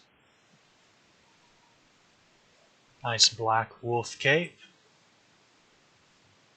And there's another variant of it later in the game that's white, which I'll actually be wearing when I get to that point. There's certain thresholds where we reach while I upgrade our armor and weapons to different ones. Just sort of for a sense of progression. I think it's saved. Again, grab the ambrosial meat right here. Go ahead and slap that bad boy into an airtight flask.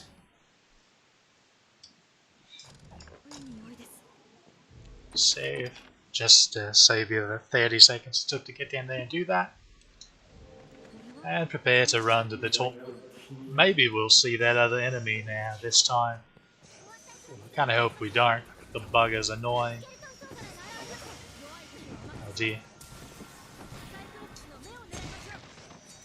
Knock him down so maybe the pawns can get up there and do something about him.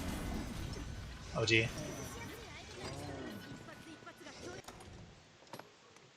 Pawns, please don't.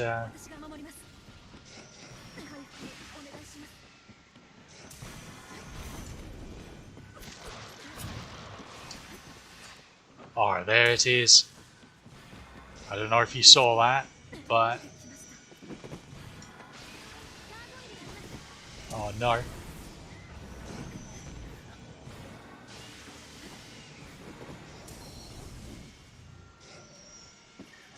that is a gargoyle, otherwise known as bad news. Yeah, we need to get out of here with the quickness, with the void key.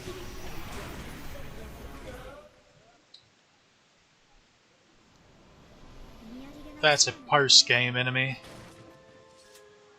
As, well, to be fair, most of them are.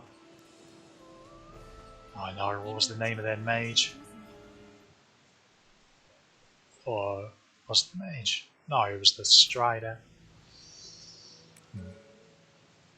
Past summons.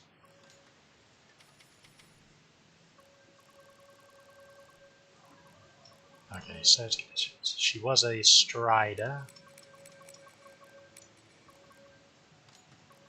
Level 21. Yeah, that was here. Probably. So, if you're playing online and one of the pawns gets got like that, before you rest again, wait.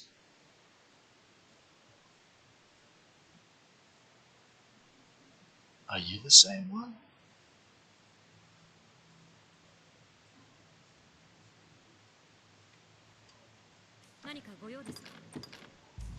Ah. Wait.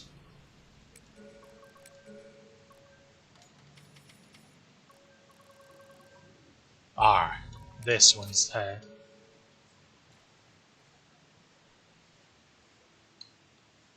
Well, now I feel bad because I already hired this one. Oh well. We've gained some levels so we can upgrade a little bit, I guess. Alright, so I will re-enlist you. Get rid of hair. So what happens is, when you hire a pawn, you have a chance to give them a gift. I'll go ahead and give you a giant fish, because those are handy. You can give them ratings and the like. You can even leave a comment. However, if, say, they get petrified, or they drop in water and the brine takes them, or they die and you leave the room and they disappear, or something like that happens, you're unable to revive them and they disappear and go back to the rift. Well, that's done as community calls a body bag, where they get set home with no rewards and just default 3-star ratings. So, if you've ever rented somebody's pawn and an accident happens, before you rest and update your status to the rift, be sure to go back into a rift stone and rehire them and then re-release them, so that, is that a golden egg? We'll give a golden egg, they're fairly rare, so that you can fix the rating, because it'll accept whatever the last rating was. There you go. So now she goes off with a pat on her back instead of a rap on the wrist with a ruler. One's by level. Change search conditions. We'll go back. Yeah, sorcerer. Fulmination. That's a good one. Thunder affinity. And yeah, that's an issue. There they go again. Just even now, just 7 sorcerers to pick from. Petrification. That could be handy.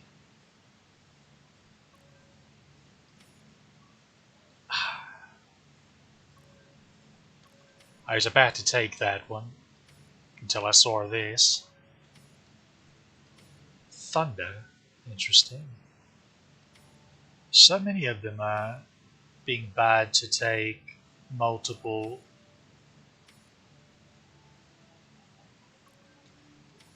See, the issue with this one is they don't have a lightning spell. They have 2 fire ones for some reason. And then a fire enchantment on top of it. And then an ice spell.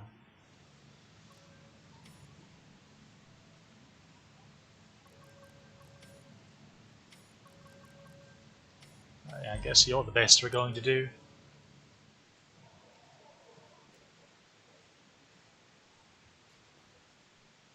So, more sorcerer tips. Generally, it's best to try to make sure you hit the classics. You make sure they have a fire spell, an ice spell, and a lightning spell. The best of which are generally Bolide for fire, Giselle for ice, and then Fulmination for lightning. Although Levin is fine, but Fulmination can work really well in combination with certain hybrid classes that your Risen can be. Say you're a Mystic Knight, and you summon your Great Cannon. If they activate Fulmination, well, now you have a machine gun on your hands, as you just rapid fire ass. Magic bolts.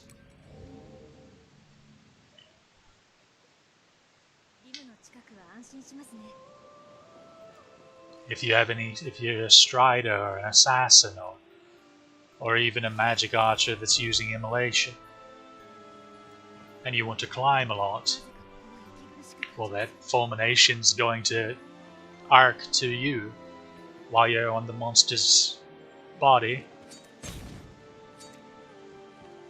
and do even more damage. Now we get to the interesting stuff. So this is easy, 20 macabre sculptures. We can just mimic what we did the first time, and you've already got this. Notice the reward though. For me it's 50 gold, but that's because I've already done all these the first time, and these rewards from this are generally one time only. These aren't, but those are, for whatever reason.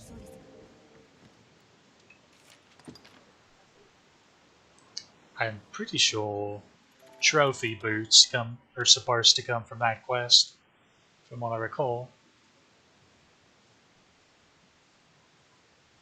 Which is the one piece of trophy equipment I won't be using when we do our final progression in post game.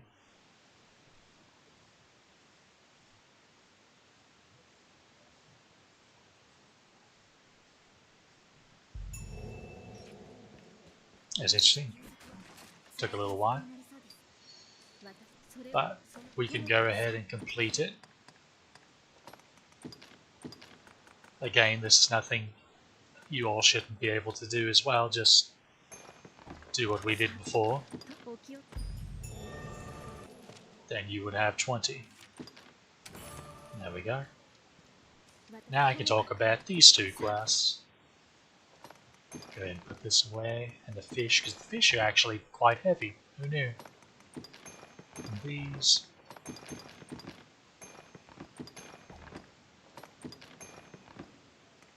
Right, we have the void key. Don't need that. Wizarding gloves was a reward for a quest, as well some of those.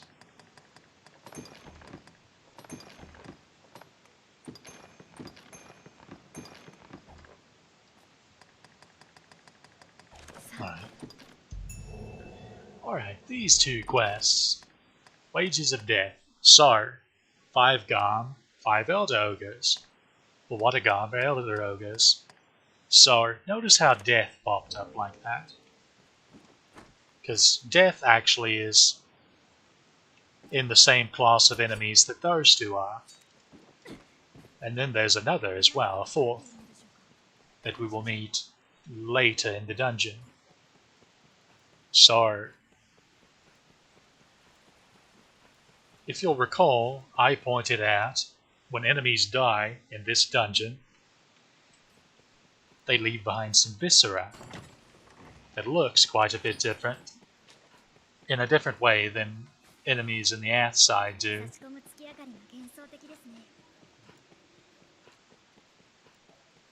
Well, there's a reason for that. That serves as tasty little bait for what I refer to as necrophagous monsters, or monsters that are drawn by corpses.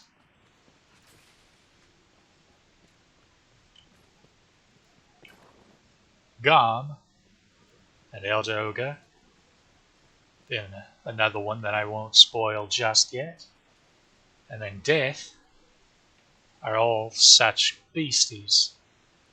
And as you get deeper, and the more things you kill and leave behind those little piles of viscera, the more and more chance of one of those necrophagous beasts spawning becomes. So generally, the deeper in the dungeon you go, the greater a chance you have of them spawning. They spawn more often. And depending on the room you are, determines which of said beasties show up. So in this room, for example, a Garm would show up. Whereas in the room where we fought the Skellies, an Elder Ogre would show up. And then in the room after that, the tower, where we race to the top of, dodging the skeleton sorcerers and the gargoyle, a third type will show up that, again, we're saving for later. As for Death, well, generally right now he only shows up in scripted occasions. But I wonder if that'll always be the case.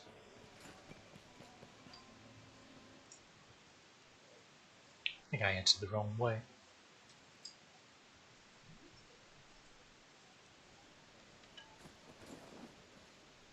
Oh, that's the, I recognize that longbow. I remember renting you now. It was a while ago, but I remember. It's a DLC weapon from the vanilla game that does bonus damage against big flying monsters. Generally, that stuff all looks really nice, but the stats are pretty poor, even when fully upgraded. Which is unfortunate.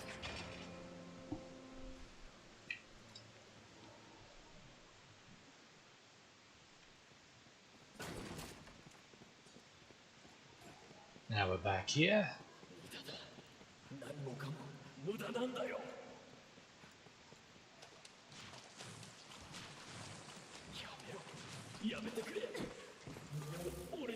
I wonder if we're strong enough to actually take out any of the greater goblins.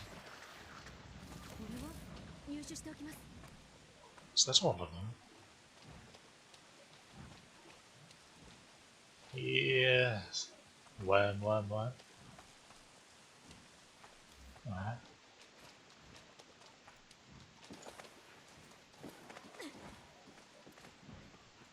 Pest control.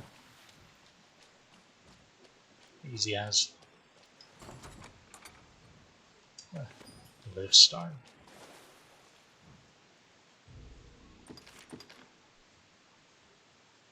We'll save just because these buggers can just randomly fly out of nowhere. Even though I'm not really resetting for a chest this time. Let's see. I can actually damage them. And this is a good spot to do it too. Oh yes, stay in there. See what happens.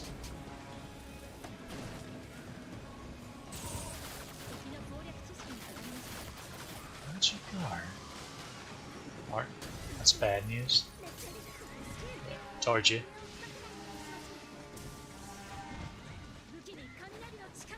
Alright.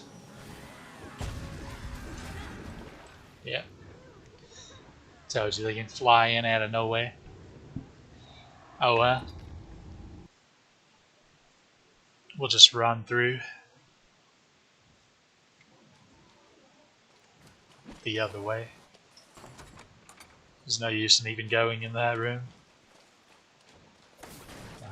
Unless you need the sculpture, but you don't even have to go that way to get it. Why? Stop.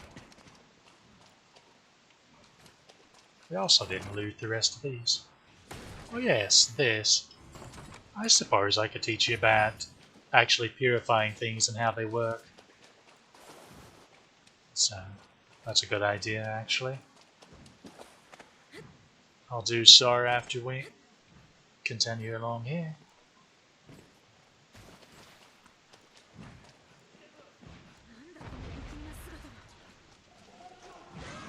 Don't mind me, just going on a stroll, tiptoeing through the tulips, as it were.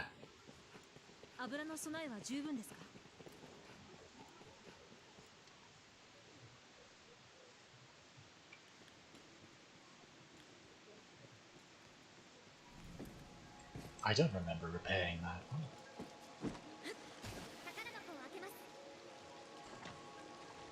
Reminder that the sculpture is up there. You just hop here and here, just over there. It can be fairly easy to forget that one if you have your mind on other things.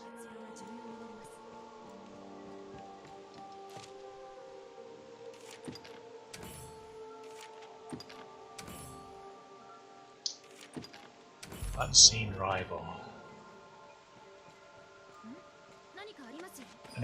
That's in an interesting place. It's a way too interesting cave for no main story quest to ever take you to, I feel.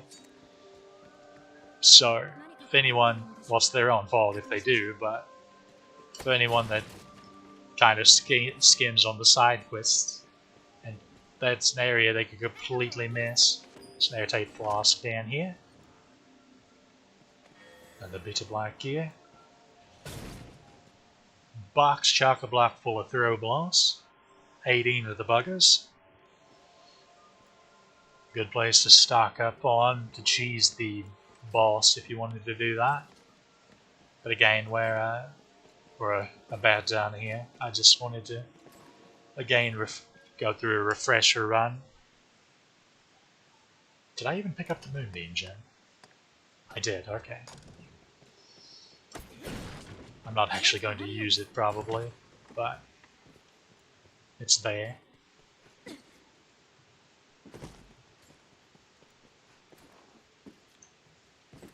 Sorry, reminder, this room is where an Elder Ogre can spawn.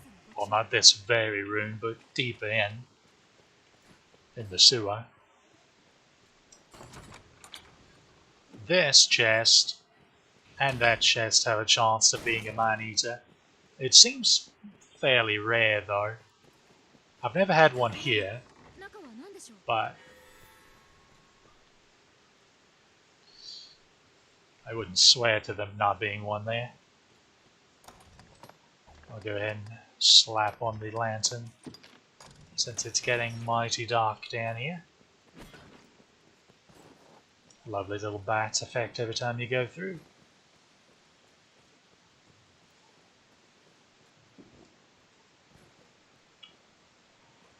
Welcome to Vile Eyes. They're invincible until they start casting spells. Also, they can't target you if you're behind them. They have to actually have line of sight. That does not work, however, with other spellcasters in the game, so yeah, I wouldn't count on that. That will petrify you. If you can knock them down, you can actually pick them up and use them to petrify other beasties. So I'm actually hoping one of my pawns knock one down so we can do that.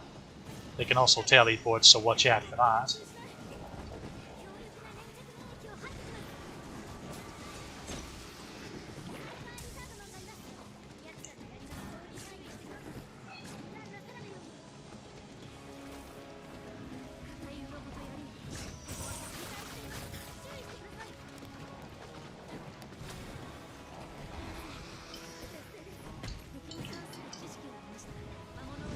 Oh, that's a large lad.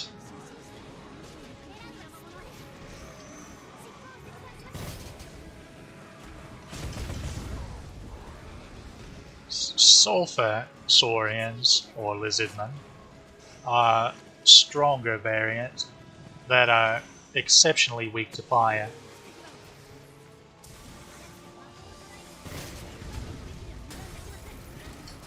Oh dear, I'm frozen.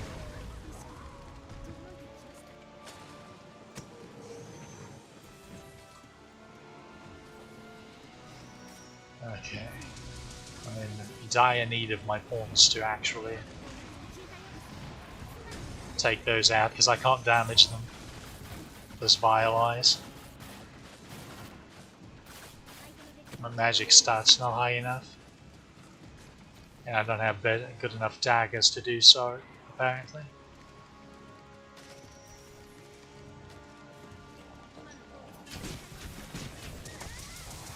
Okay, correction. I can't damage them very slightly.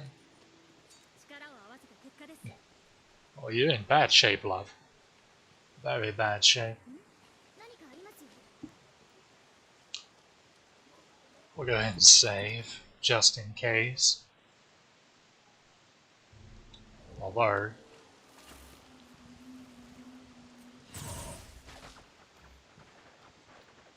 Sorry, that one came...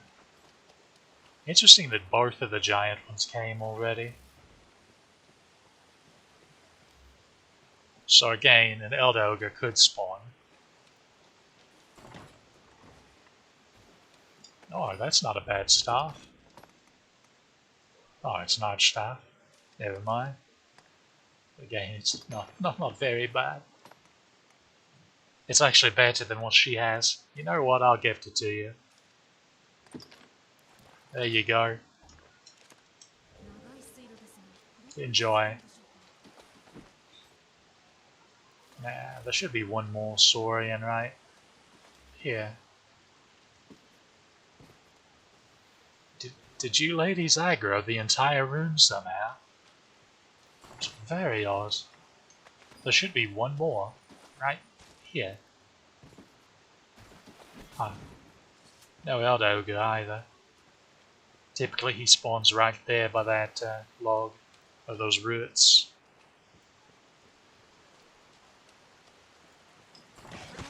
Oh.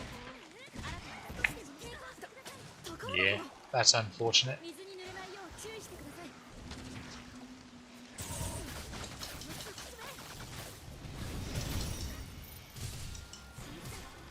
Now, he's actually weak to frost, but again, my stats just were too low level. He's a stat boy, so we just have to wait for him to leave. Throw Blast will do a number on him though. What did you do to the boxes? There's another skull. One issue with letting your pawn pick them up is you can throw them as a tool against enemies, and it has a chance of inflicting curse, which lowers strength, magic defense, and yeah, the line. Yeah, there's your four main stats. It can lower them for a time, so it's actually a really handy thing to inflict on enemies. But it can hurt when you're actually trying to collect the buggers. Now let's go ahead and lift stone out, and I will show you, or attempt to explain, purifying weapons and the like. Weapons and armor. But even more than that, even the gears, to get specific kind of rings. So, the way purification works is based off what class you and your main pawn currently are, specifically the color. There are 3 sets, so each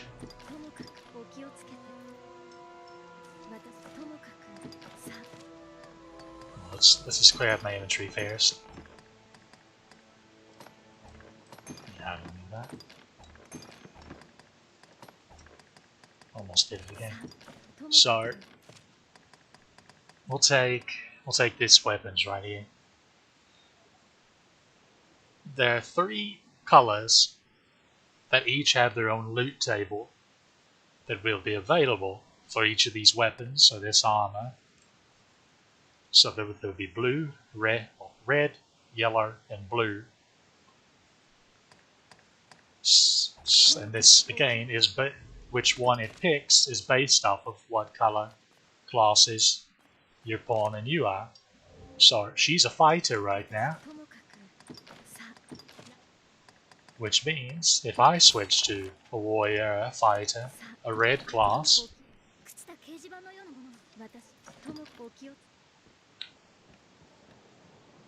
let's see, just to make this faster, I'll go offline.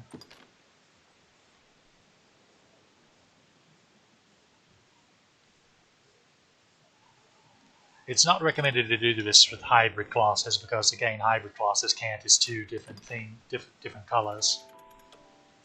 And you want peak control. So we're both red classes. As you can see, warrior and fighter, the emblem's both red, which means each weapon here, we'll just do all 3 for now. All 3 of these weapons should be red classes. Now, what about hybrid weapons that can only be used by hybrid classes? Specifically, magic bars and maces. Well, luckily enough, we have a nice example here. Maces count as red classes. So if you want your mace for your Mystic Knight or your magic shield, both of those count as red. But if you want your magic bar for your Magick Archer, those count as yellow. So if you want your nice mace, you need to, as you see, that is a sword for fighter, for assassin, and another mace for Mystic Knight. So all 3 weapons were red weapons. However, we return to class checkpoint.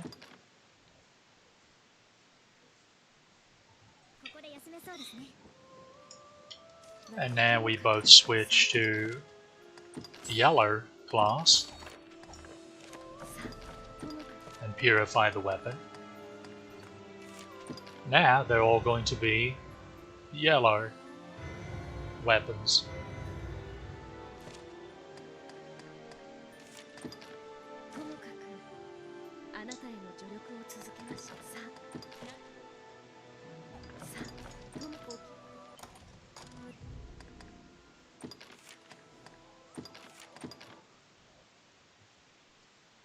And, as expected, if we do it with blue,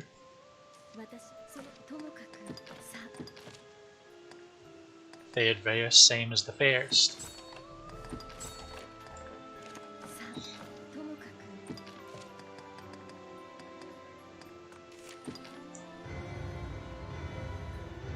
Will always be staves, or staves.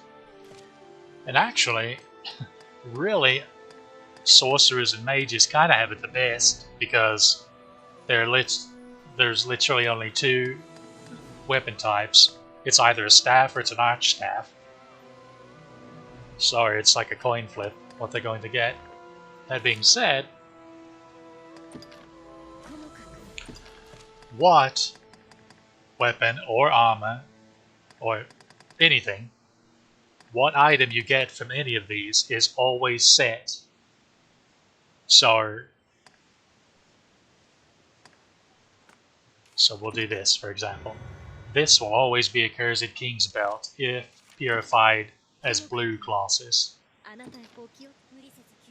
With the red class, maybe it's a Celestial Armor, but it'll always be a Celestial Armor with red classes. Or it may be Mercenary Slugs as yellow classes, and it will always be Mercenary Slugs with yellow classes. So basically what that means is it will always be either a Cursed King belt, the Cursed King belt, a Mercenary Slugs, or Celestial Armor. So when you acquire them, what they will have in them is always set. So basically what you do is, when you want to purify a weapon or armor, is you make sure to save first, make a checkpoint, and then test out each of the 3 colors to see what the loot will be, and just pick the one that you want to keep.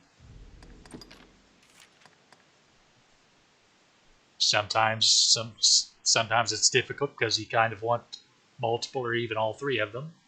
Sometimes you don't want any of them, but that's how you have more control over what you get when you purify.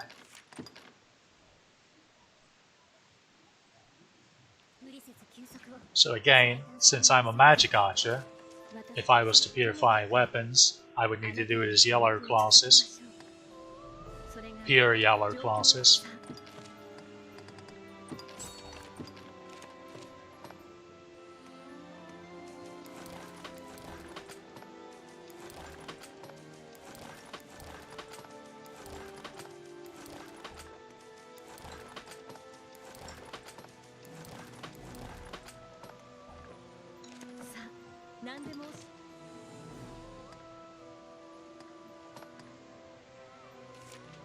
I'm actually going to switch to Hunter Bolt since we're going to Francis, just because Ricochet Hunter isn't going to get very much play, I'm afraid.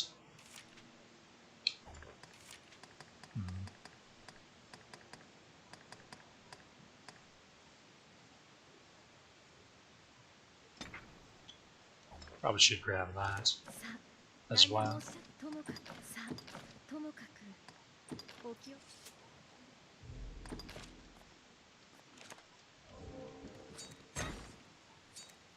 So yeah, if you're a Mystic Knight, you want maces, you don't like swords. Well, frankly, it doesn't matter because both of them are red, so you're going to get both of them either way as you purify weapons as red classes.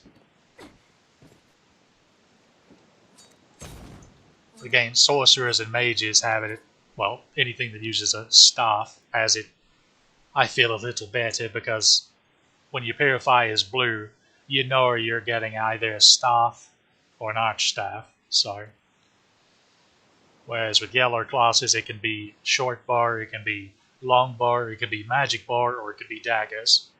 And then red class is the worst, because it can be sword, it can be mace, it can be shield, it can be magic shield, it can be a long sword, or it could be like a hammer or whatever.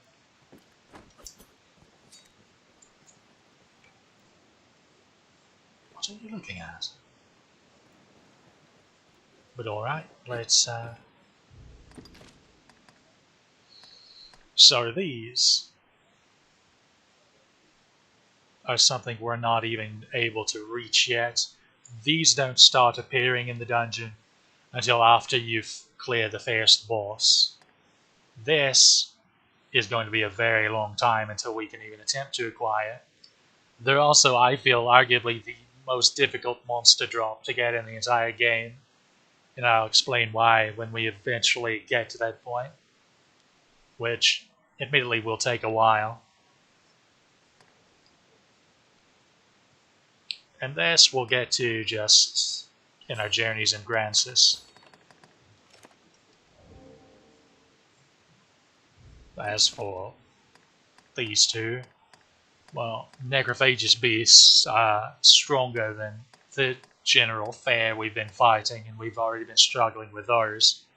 So we lack a good while before we can start tangoing with them.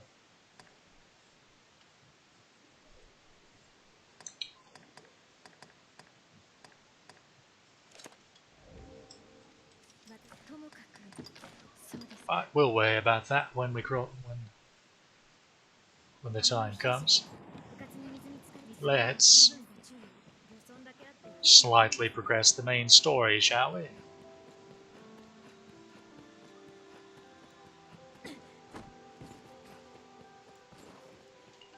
Let's make sure there's nothing new in the notice board here. No.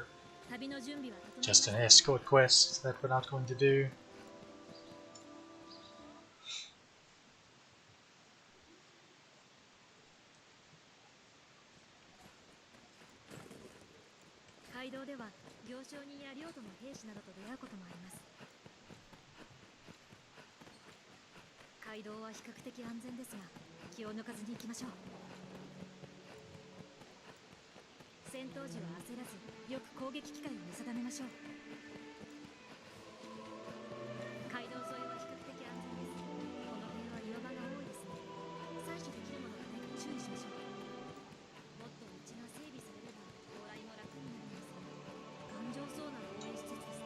Just enough stamina to sprint all the way across.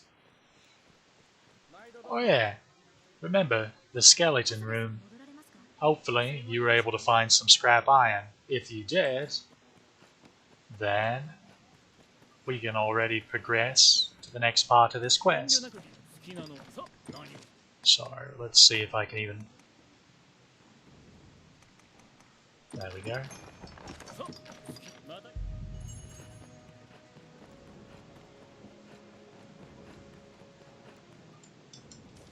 Go ahead and turn that in. Now, exit out. Continue dealing. Now we have to buy more items. But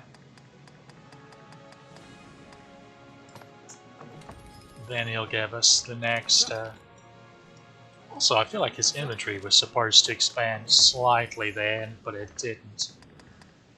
Which could be because I already have some of the equipment he expanded to.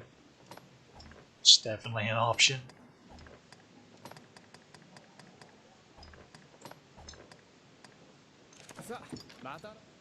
Or it may be because this is still stage 1. So this is a quest where you could theoretically complete it here at the beginning of the game. Well, for the most part, you could complete it in stage 2 probably.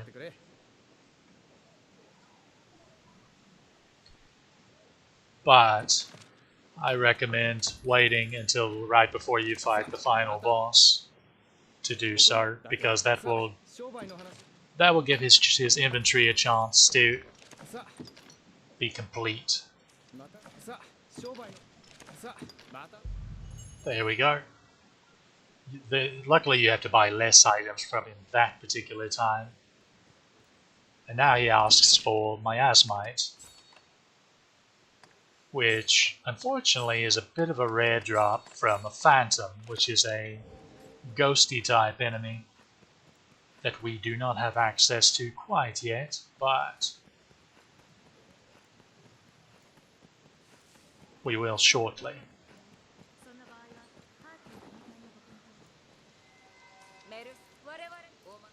She'll ask you to take a nap. Go ahead and do so. And we get rudely interrupted.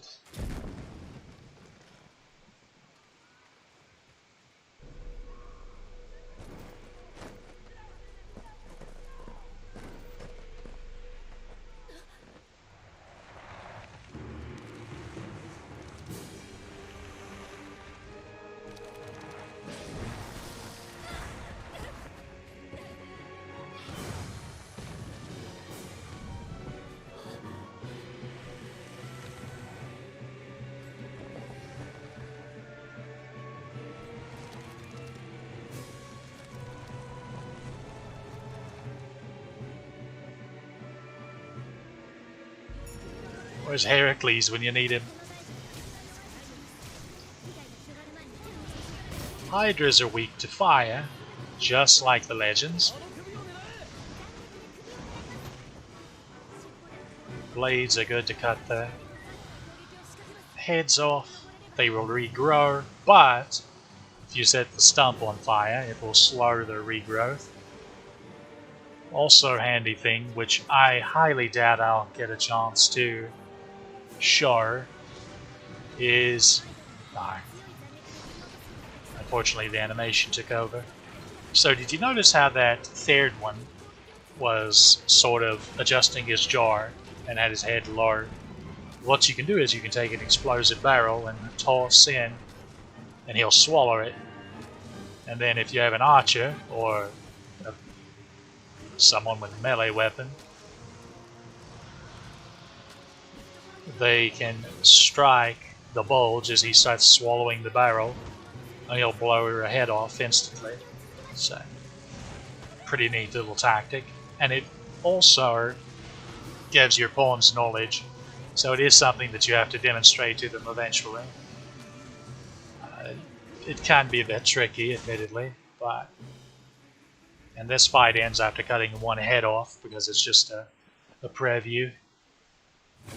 There's just no bloody way you'd be able to take a Hydra all the way down at this point in the game.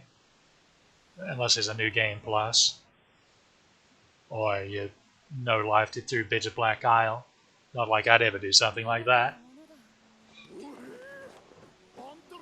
And we're way over-leveled and over-geared.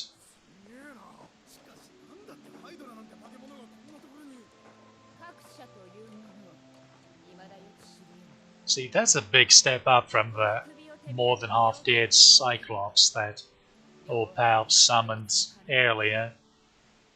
It's like, which again begs the question, what was the point of the Cyclops then, mate? One might think, we'll go ahead and accept this, we need to escort,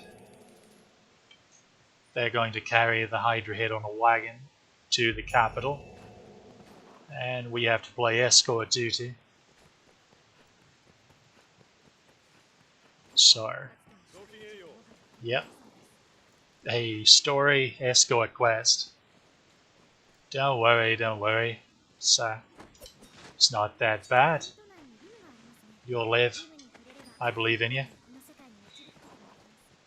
So now the camp looks a bit different. This is basically how it's going to look from now on. But over here, a journal entry. I wonder what that is.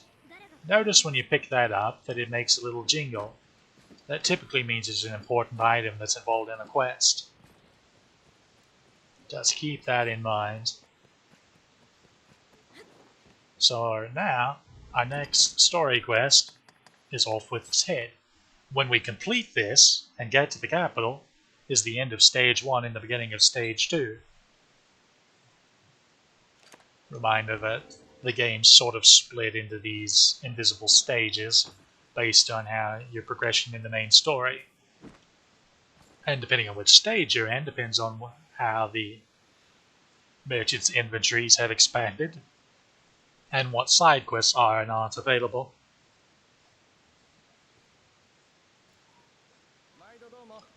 However, before we do this story quest, there's a different little side quest that pops up that's very important. Kino, the lady that helped you out when you got your heart ripped out, if you recall, seems to be missing. She wanted to go find medicine for you, so she went to see a witch in the woods and hasn't come back yet.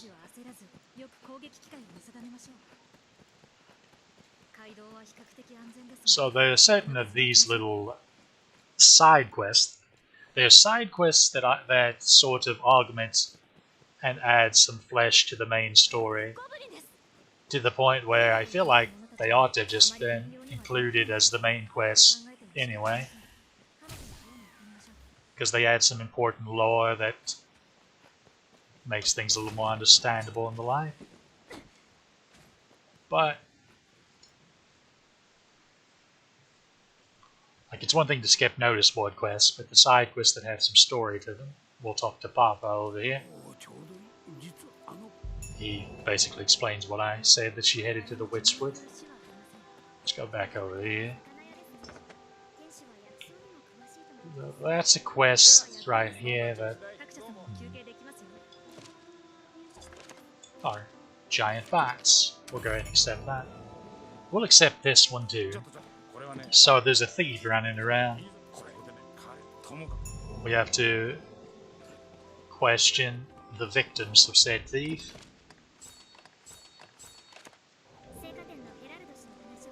Oh, luckily both of them are here. This guy sometimes is not in the village, so you have to wait for him to arrive to spawn in so you can actually progress the quest. So that can be a little annoying sometimes. Alright, now we talk to the innkeep again. So, this quest is one that some tear their hair out about. We basically, the idea is that we set a trap for the thief and catch them. And again, you grab things with R2.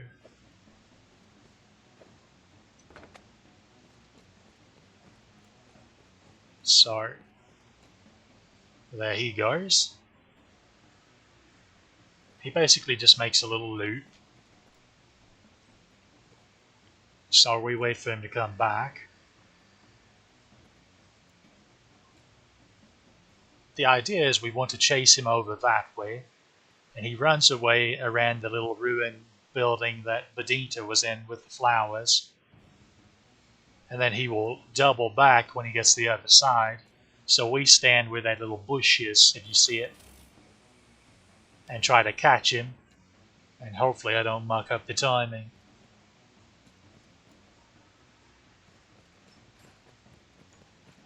As he comes back around the corner.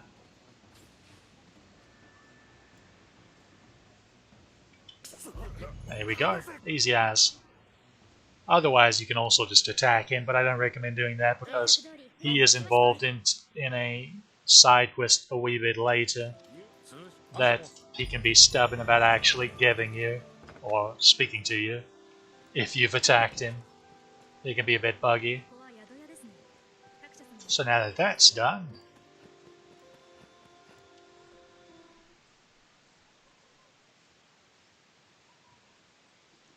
let's go to the Witchwood. So if you'll recall, I explained that past the encampment there's a fork.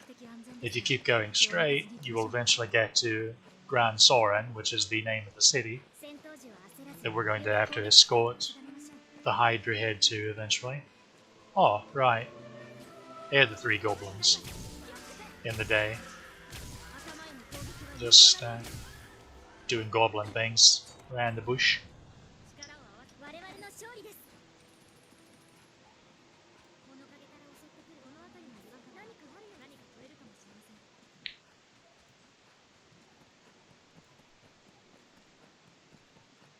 You can actually, instead of going through the large screen of entering the encampment, you can actually just go around there and go to the road without going inside the encampment. But I keep forgetting to check the bloody notice board, so.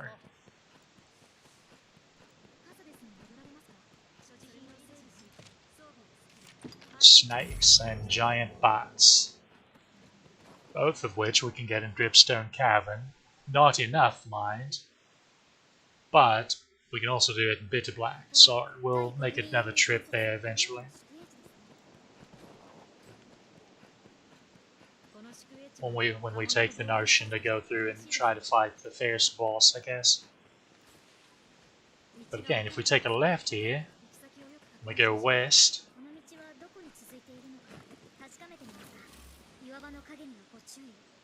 over here will lead to the Witchwood. But first, some puppy dogs are wanting some attention.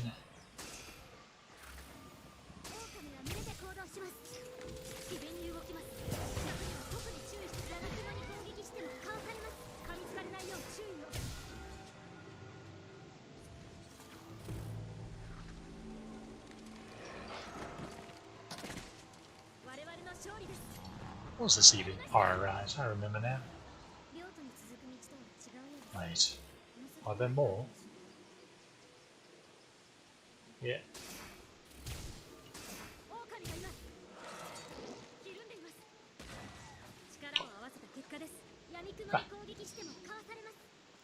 What are they, velociraptors from Jurassic Park?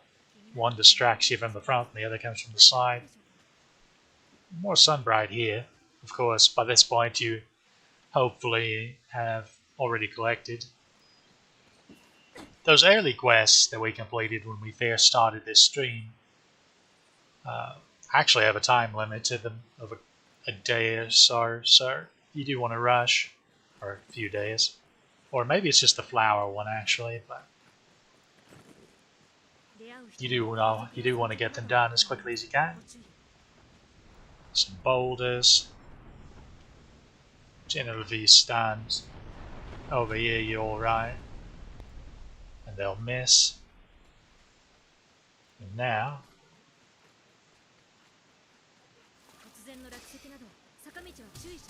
we meet lots of bandits.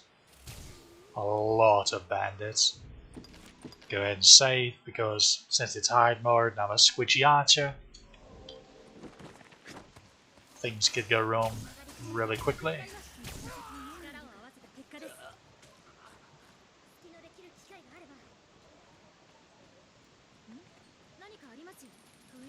Should be a... yeah, there's a fighter right there.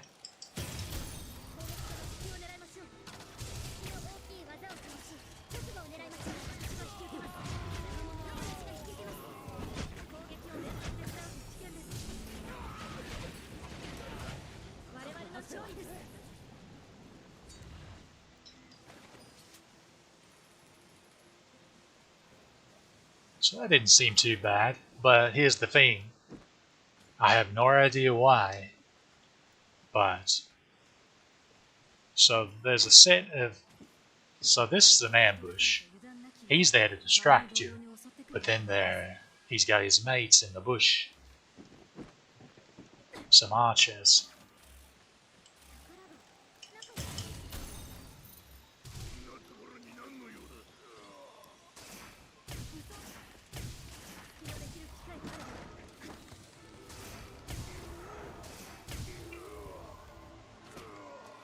You do, and just wandering on up. Yeah, you gotta be careful because they will do a number on you from a distance, and it's not the easiest thing to dodge arrows, who knew? Alright, now you definitely want to save. Because those are all well and good, and if they actually get a lick on you, it'll do quite a bit of damage. But these bandits, and then another set that are on down there, which technically we don't even have to go to, so we'll probably forgo that for now, because the Witchwood is this way. And this goes to a different way, that castle over there, which is a bandit stronghold. These bandits, for whatever reason, they ate the spinach, we'll put it that way. They're packing some heat. They're pretty stout boys. And then the ones down there are even worse. Like, even if we were double this level, unless we really upgraded our equipment quite a bit, it'd be an issue. I can still at least damage these pretty well. But if any of them, even the weakest ones, hit me with even a light tap, it's all over for me but the grind. And these are the waries. The archers are a bloody nightmare. Luckily they're not targeting me. It's difficult to dodge too because they have bot aim. Okay, so we got through that. Typically there's an archer that purchases it on here and tries to snipe everyone, but he must have, for whatever reason, jumped down. Now there are a bunch of wolves in here as well. Is that all of them?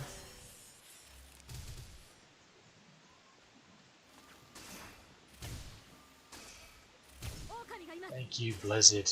Ambush damage. How do you say that when I'm literally still shooting the bloody things? There are clearly still more of them. Yeah, there are a lot of wolves here. Good news is wolves commonly drop these. 人があまり立ち入らない場所は魔物の独自の生態系 Ah, the cinematic camera. I should probably turn that off. 機敏に動きます近くには I've somehow never died to it, but I've come very close. What is that? Options. Should be gameplay. Cinematic camera off. There we go. Don't forget to save your new settings.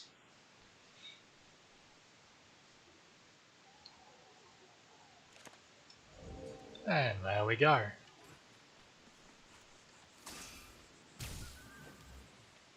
I think that was the last of them. Although there can be more perched on the hidden on the rock up here. 人があまり立ち入らない場所は魔物も独自の生態系を作ります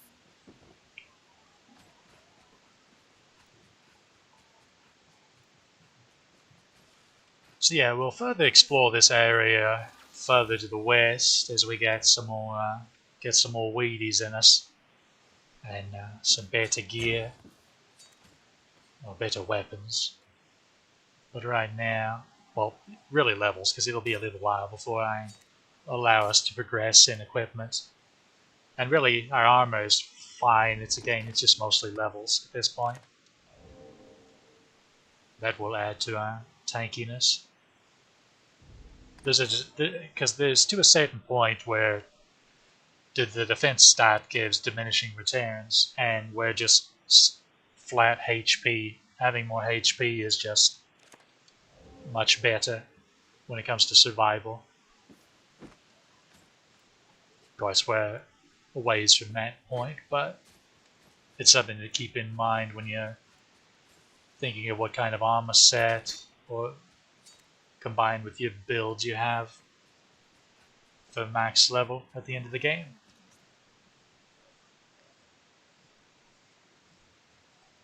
Welcome to the Witchwood. There's Keener.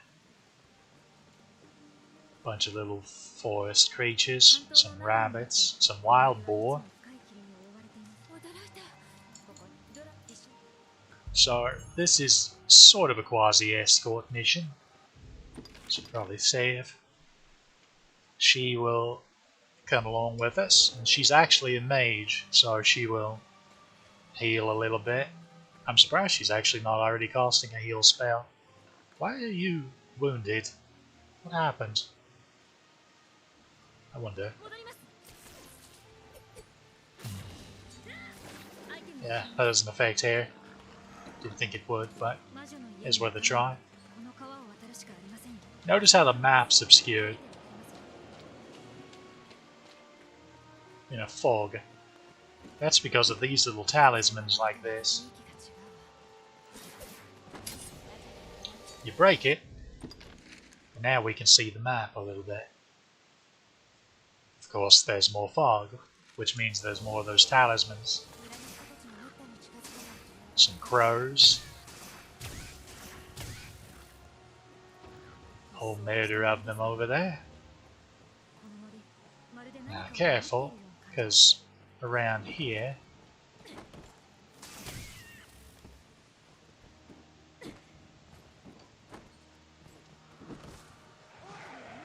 yeah, 噛みつかれないよう注意機敏に動きます近くには人がい中に採取できる絶好の探索地 we suck being attacked by wolves, それにしてもすごい綺麗この森で警戒が and they blend in pretty well here. You're also getting fired by bloody spiders. Go ahead and take those out, just because I'm tired of looking at them. ひとたび道に迷えば昼までの自分がどこにいるかわから群れで行動しますやりました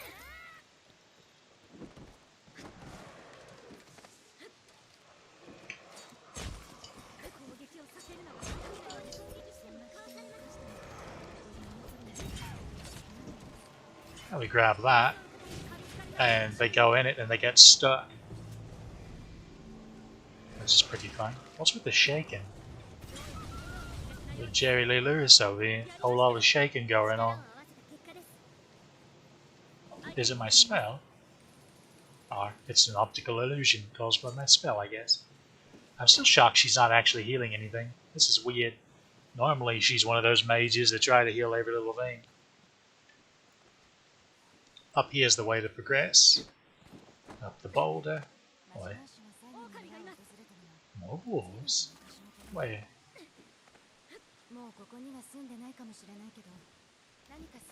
I don't see them. Strange. Alright. What are you doing, little fella? There you go. Join your friends. There's a little gold that respawns after a while. Always there. Well, not always. The game has to respawn. Now, you see that? That's a trap. Normally you walk up to clear that. And... Yep.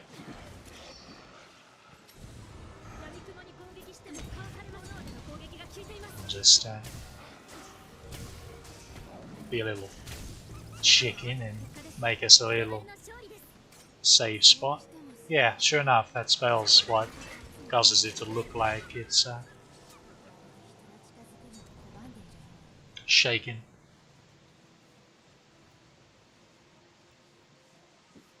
Oh, nah, that's just a small coin patch. We don't really need it. That was an accident. And down there's the witch's house, which we can't see because there's kind of a bloody forest in the way. Oh dear. Hello, little fella.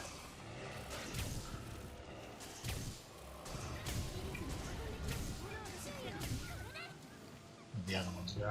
Wait, come back. There you go. Ah, that perfect block. That was beautiful. I'd marry that perfect block. Purchase a ring immediately.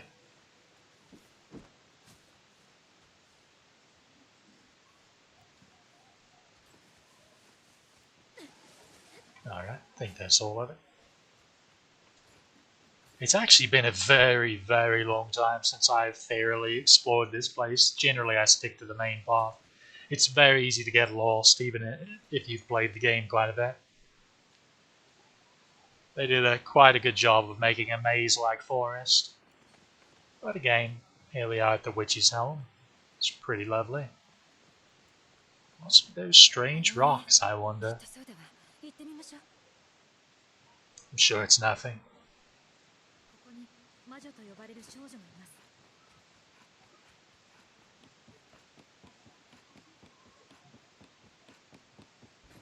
Incidentally, in the window here, a bronze idol. So what these idols do is if you hold them in your inventory, they give you a certain shop discount, a certain percentage. Of course, the rarer the idol, the better the discount. Bronze doesn't really give you all that much, but it's better than nothing. Meet the witch. Isn't she adorable?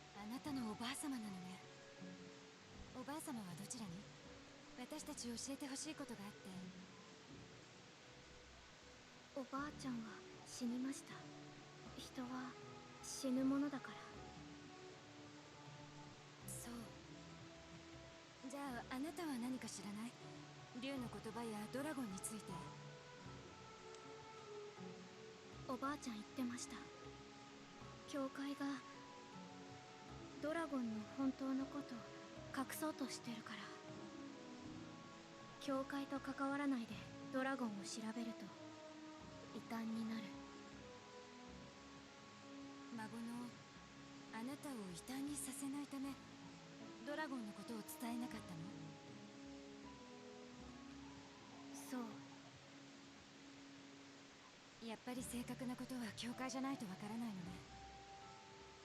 わかったわ。ありがとう。村に戻らなきゃ。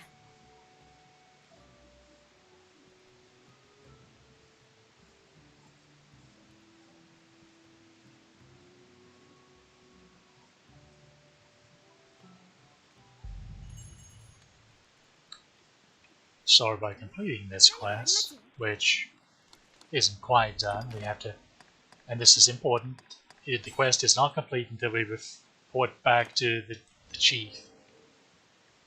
Because after we deliver the Hydra head and then start the next quest line, if we do that next quest, this quest will fail.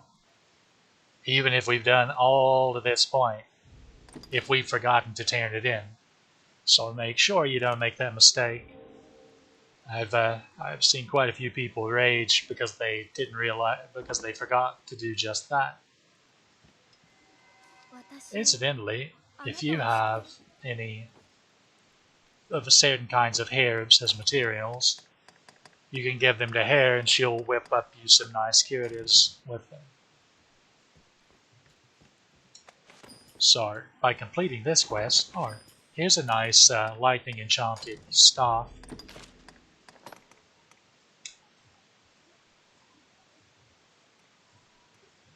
It's weaker than the one we already have, but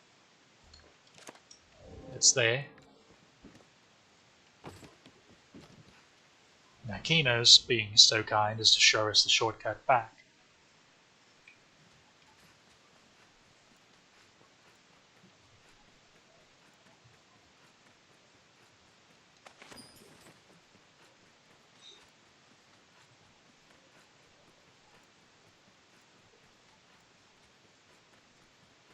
Just take a hop and a skip up here, through this little cave, and out we go.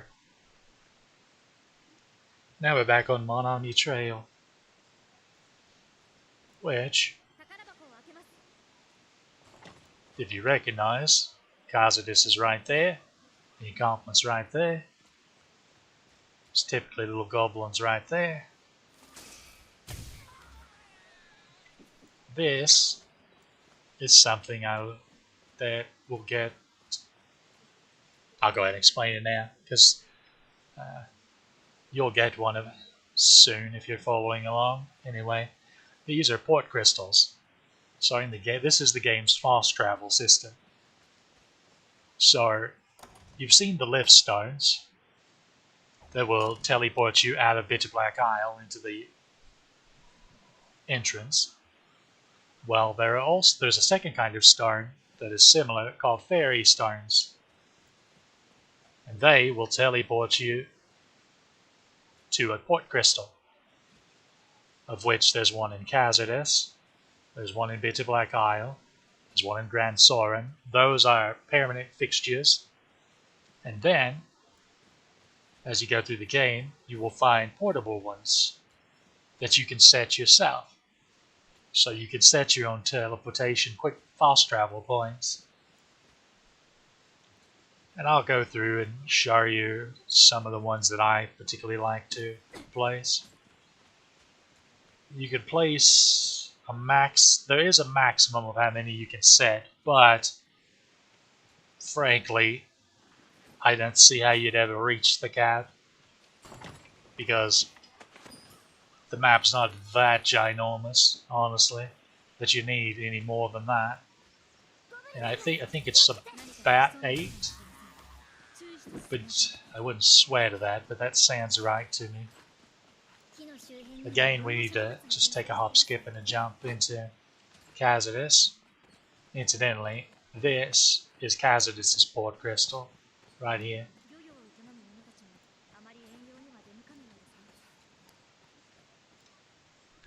Speak to the chief and turn the quest in.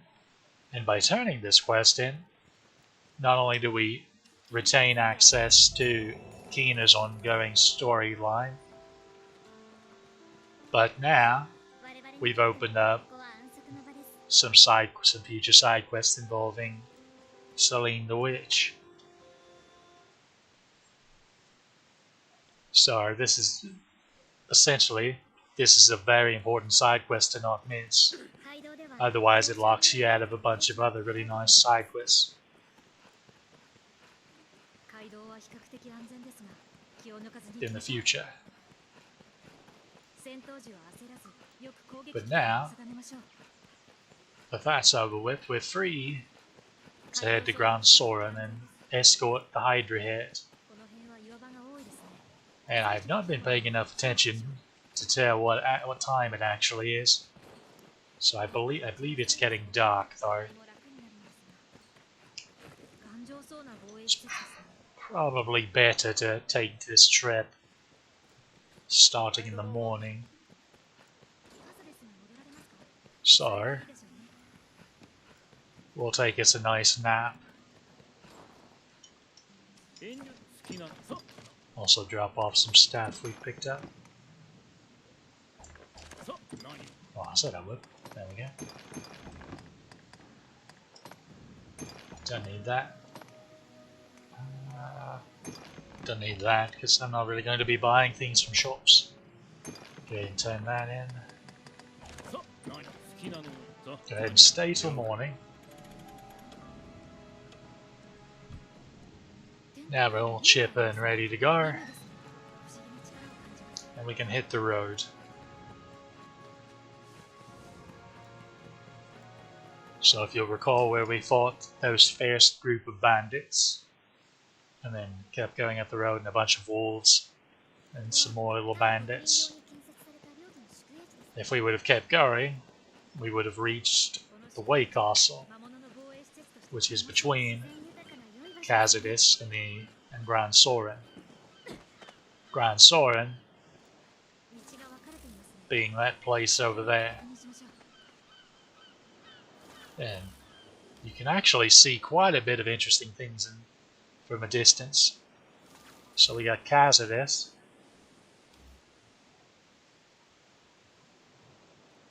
All the way over there. Encampment just beyond this hill. Grand Soren. And that little butte is called Blue Moon Tower. We're a long way away from that though. In many ways. Bandits have respawned. 攻撃後の隙を狙いましょう敵の技をかわし直後を狙いましょう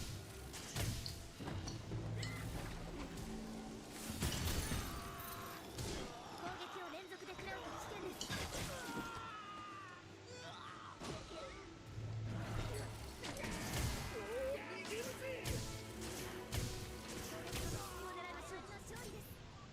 Easy as. やりました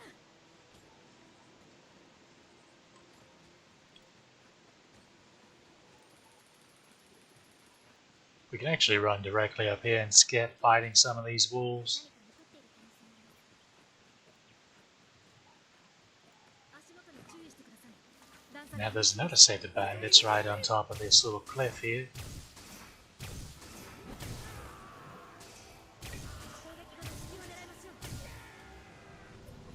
They're supposed to slide down the side and try to ambush you, but they were skittish for some reason. Let's see where there should be a sorcerer over here. 攻撃を連続で食らうと危険です Oh, it's supposed to be. 技をかわし直後を狙いましょう Ah, there he is. I've seen him go that far before. こういう場所では我々の勝利 Alright, they're taken down.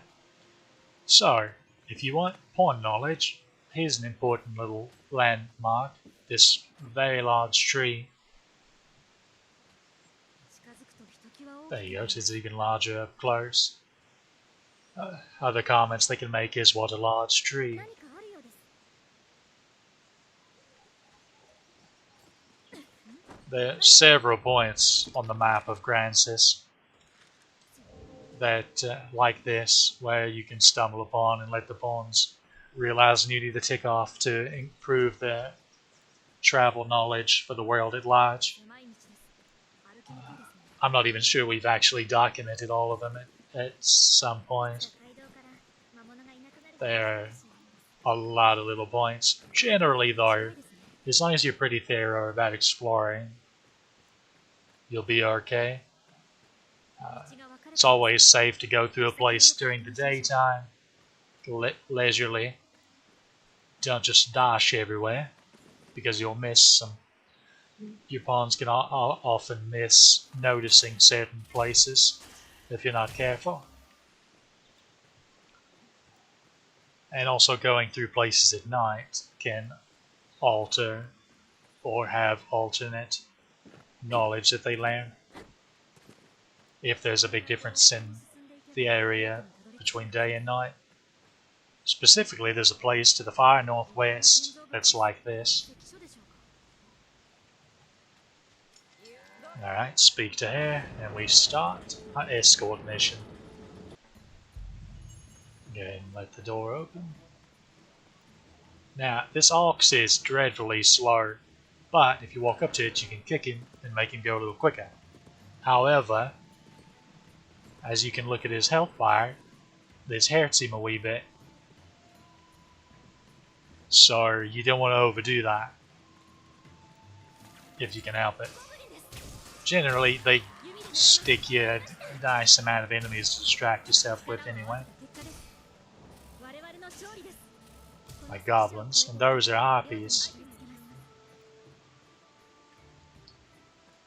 Our first variant of, well, besides the gargoyle you saw, flying enemies. These are really rough for like fighters and warriors to deal with, unless they get close to the ground like this. But obviously if you have a bow, you're doing fine, or if you're a sorcerer or a mage. Their songs can put you to sleep if they start singing and circling. They can also just grab you and pick you up, but also you can grab them if she hadn't flown away and use them to moderately steer them to take you places.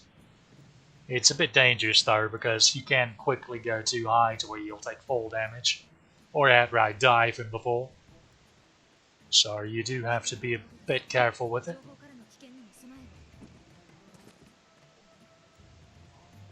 Generally, as flying enemies get stronger, they have this basic template, at least the smaller flying enemies like these. They just add new little tricks to their repertoire.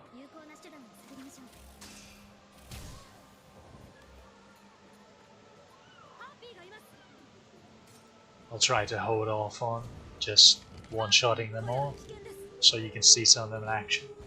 So as you see, she's flying around singing. Now eventually, if you're not careful, and she's allowed to do that too much, she can put you to sleep. Oh, I'm about to grab one. You blow it up with a fireball. So that little snatch right there. Oh, there we go. So this I grabbed onto her, but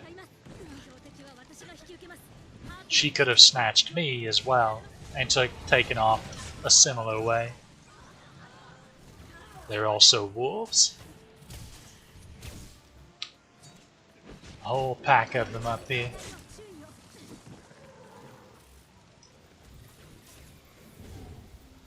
What is that?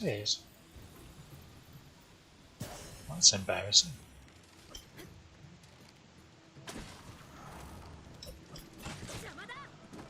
Why?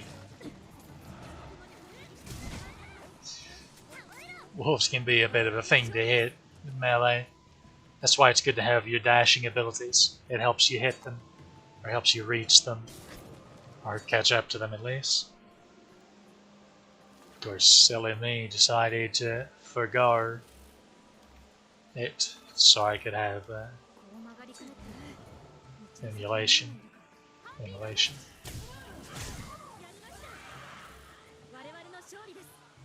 That's strange. There should have been another one. Maybe we need to go a little further. So right away, if you look right here, there's a small boulder. This is where we have to go. So you can imagine what would happen if that ox cart got here.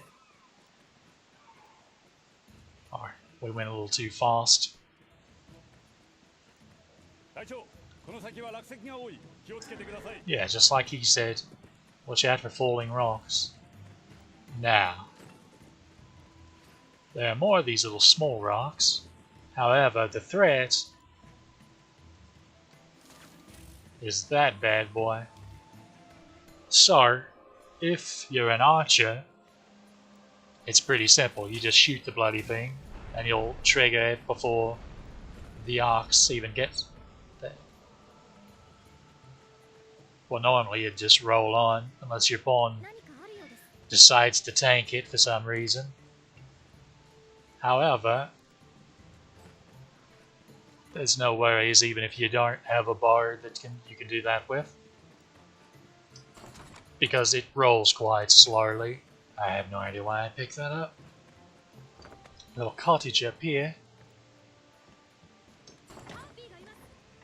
So during the day, these blokes are here, but at night, this place has bandits. So that's just an interesting thing to note. There we go. More rocks, the tiny rocks. But yeah, so essentially, even if you don't have a bar to shoot it, there's no worries because it rolls very slowly. Now, it will catch up eventually, but all you have to do is kick once, and that will give you enough of a head start that the boulder won't be able to catch you anymore. Because just like the one when we were going to the Richwood, it will only roll to a certain point before it explodes. Somehow.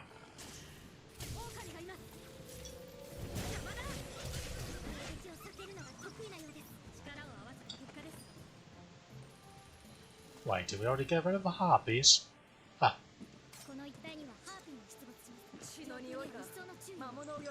This is actually a spot where, if you're not careful,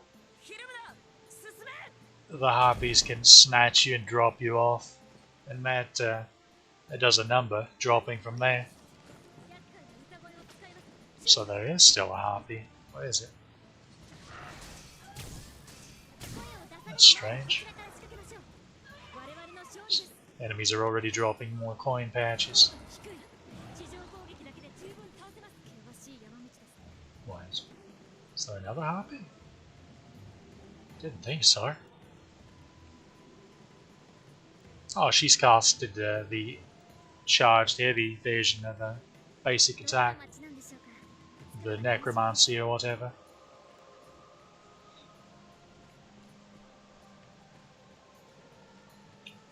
And down here is a shut gate that has some goblins.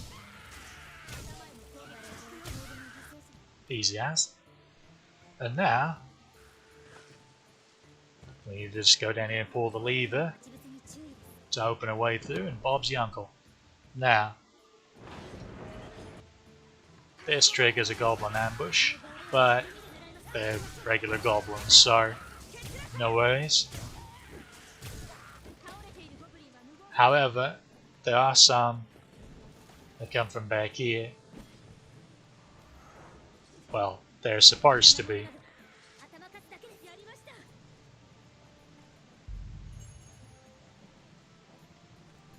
That's bizarre. That's the first time I've ever seen them not spawn from back there as well.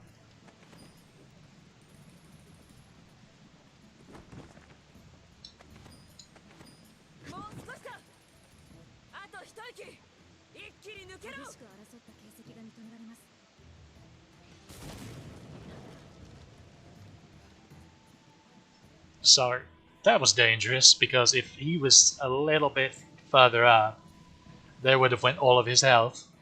And you think he's slower now? If he wait how slow he gets when he runs out of health. 我々の勝利です。どうにかここまで来たぞ。谷間では敵に最後まで気を You'll 抜く be な。 crying in no time. We're almost there. As you can see, there's the capital. All we have left are... I'll let this one be a surprise.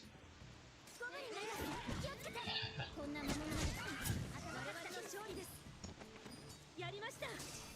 Just a handful of goblins left. And then a couple bandits as we get a little further down this hill. Now, ゴブリンです。 oh, I missed one. Oh, I missed more than one. What in the world? やりました。我々の勝利です。 Did that goblin just phase out of existence? 気をつけましょう。こんな魔物など頭かすだけです。見えたぞ。リョウとグランソレンだ。あと少しだ。さあ行こう。 Yeah. Ah, the end is in sight.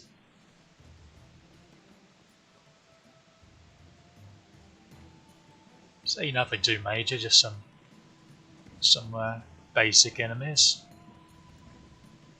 Of course, it takes a little time to wait on the thing to actually walk, but there's no real difficulty to it. 武装した敵がいます。 Oh dear, 敵のできる事態があれば I'm not going to claim that shot. That was somebody else. That's my evil twin, 敵の大きい技をかわし or my good twin, rather. There we go. 合わせた結果です。やりました。攻撃後の隙を狙いましょう。 So, now that they're gone, it's a free run to the capital. If you want to be really lazy, you can actually grab onto the bloody thing and ride it. Make sure to get on top or you'll drain a little bit of stamina. この両手に通じているようですね。 Yeah, you can just drop your controller, your mouse and keyboard or whatever. Take you a nice sip of a beverage and relax till you get on up here.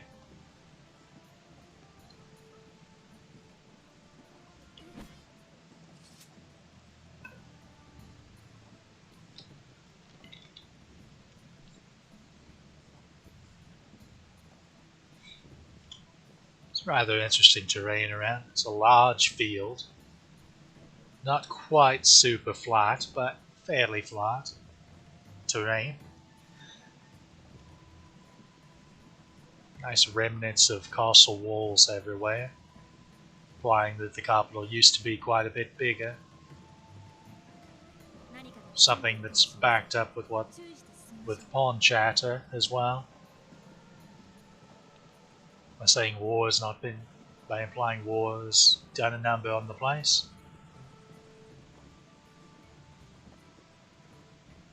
Makes sense. Being attacked by a giant dragon over a few generations probably doesn't help things. まずは人の話を聞きましょう。 And we're almost here. ここから始まります。 Yeah, you leap off that ox. 街道では行商人や領土の兵士などと出会うこともあります。 Now we can rush it a little. And kick it again. Alright, come on, little one. Just a wee bit further.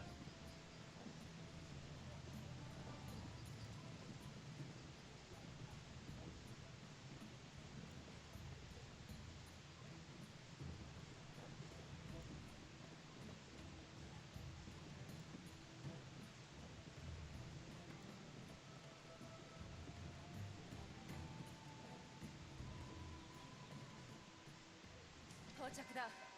ご苦労。ハイドラの首が見上げとなれば、両。よ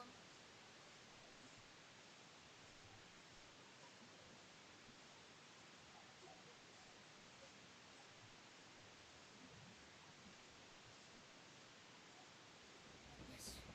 では私はこのまま城に向かい、両王へ報告に行く。お前は追ってた城あるまでこの地に投留するのよかろう。よし、城へ参るぞ。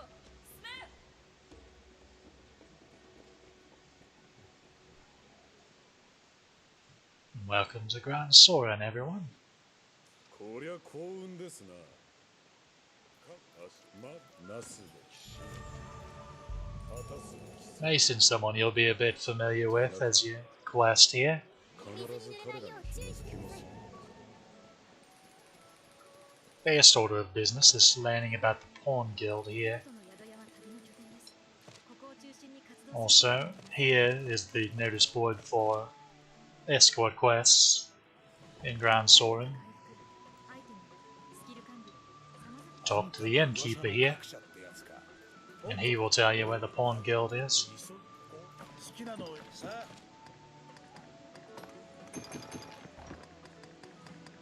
さあ。 Oh, she's acquired a pickaxe somewhere. Going to let her keep that. This place where she got the Firefly Stone and the like. Those are mining nerd-only material. Turns out two-handed weapons are heavy. さあ、好きなまた来て。 And now, just mosey on over here 売れるものをお持ちでは to get permission to actually go to the Pawn Guild. Down the hill here. And here's the proprietor of the place. エヴァマ Now, ここがポーンギルド accepting this next quest is what would normally fail the Kina quest, but since we already completed it, we're good to go. Make sure to pick up, here's the notice board for hunting quests in Grand Soren. Make sure to pick up all of those. Yes, you read that right, the last one did say 45 bloody rabbits. It is a bit tedious, but you got quite a big chunk of gold for it, so and it's not like it's difficult, it's just tedious. Now talk to him again, ありがとう。 and we're not going to do this quest yet, but we're going to go ahead and accept it, because there are certain quests that for some reason don't unlock immediately upon arriving into the Grand Soren, but instead require accepting this quest この先に to ある trigger 古の their availability. わけもしあなたゆえに And now, welcome to stage 2 in the game. There are quite a few side quests open now. This is one of the largest stages when it comes to that. The amount of side quests that are now open to us. And we'll get to work on them next stream.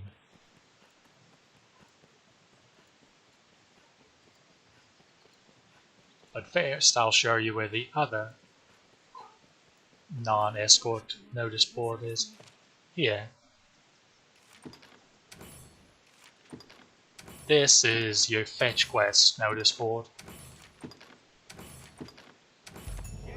A lot of the little items that I've been telling you to go ahead and start collecting. This quest board's the one that asks for them.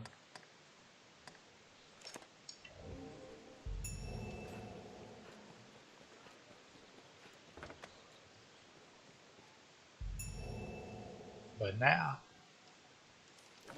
before we get started on all of that, I already did this. We'll go ahead and call it here, I believe. Now that we've made it to Grand Soren, fairly large city, lots to explore, lots of side quests will be available to us that'll take us all across the map. So until then, everyone have a nice day, hope you enjoyed, and see you next time.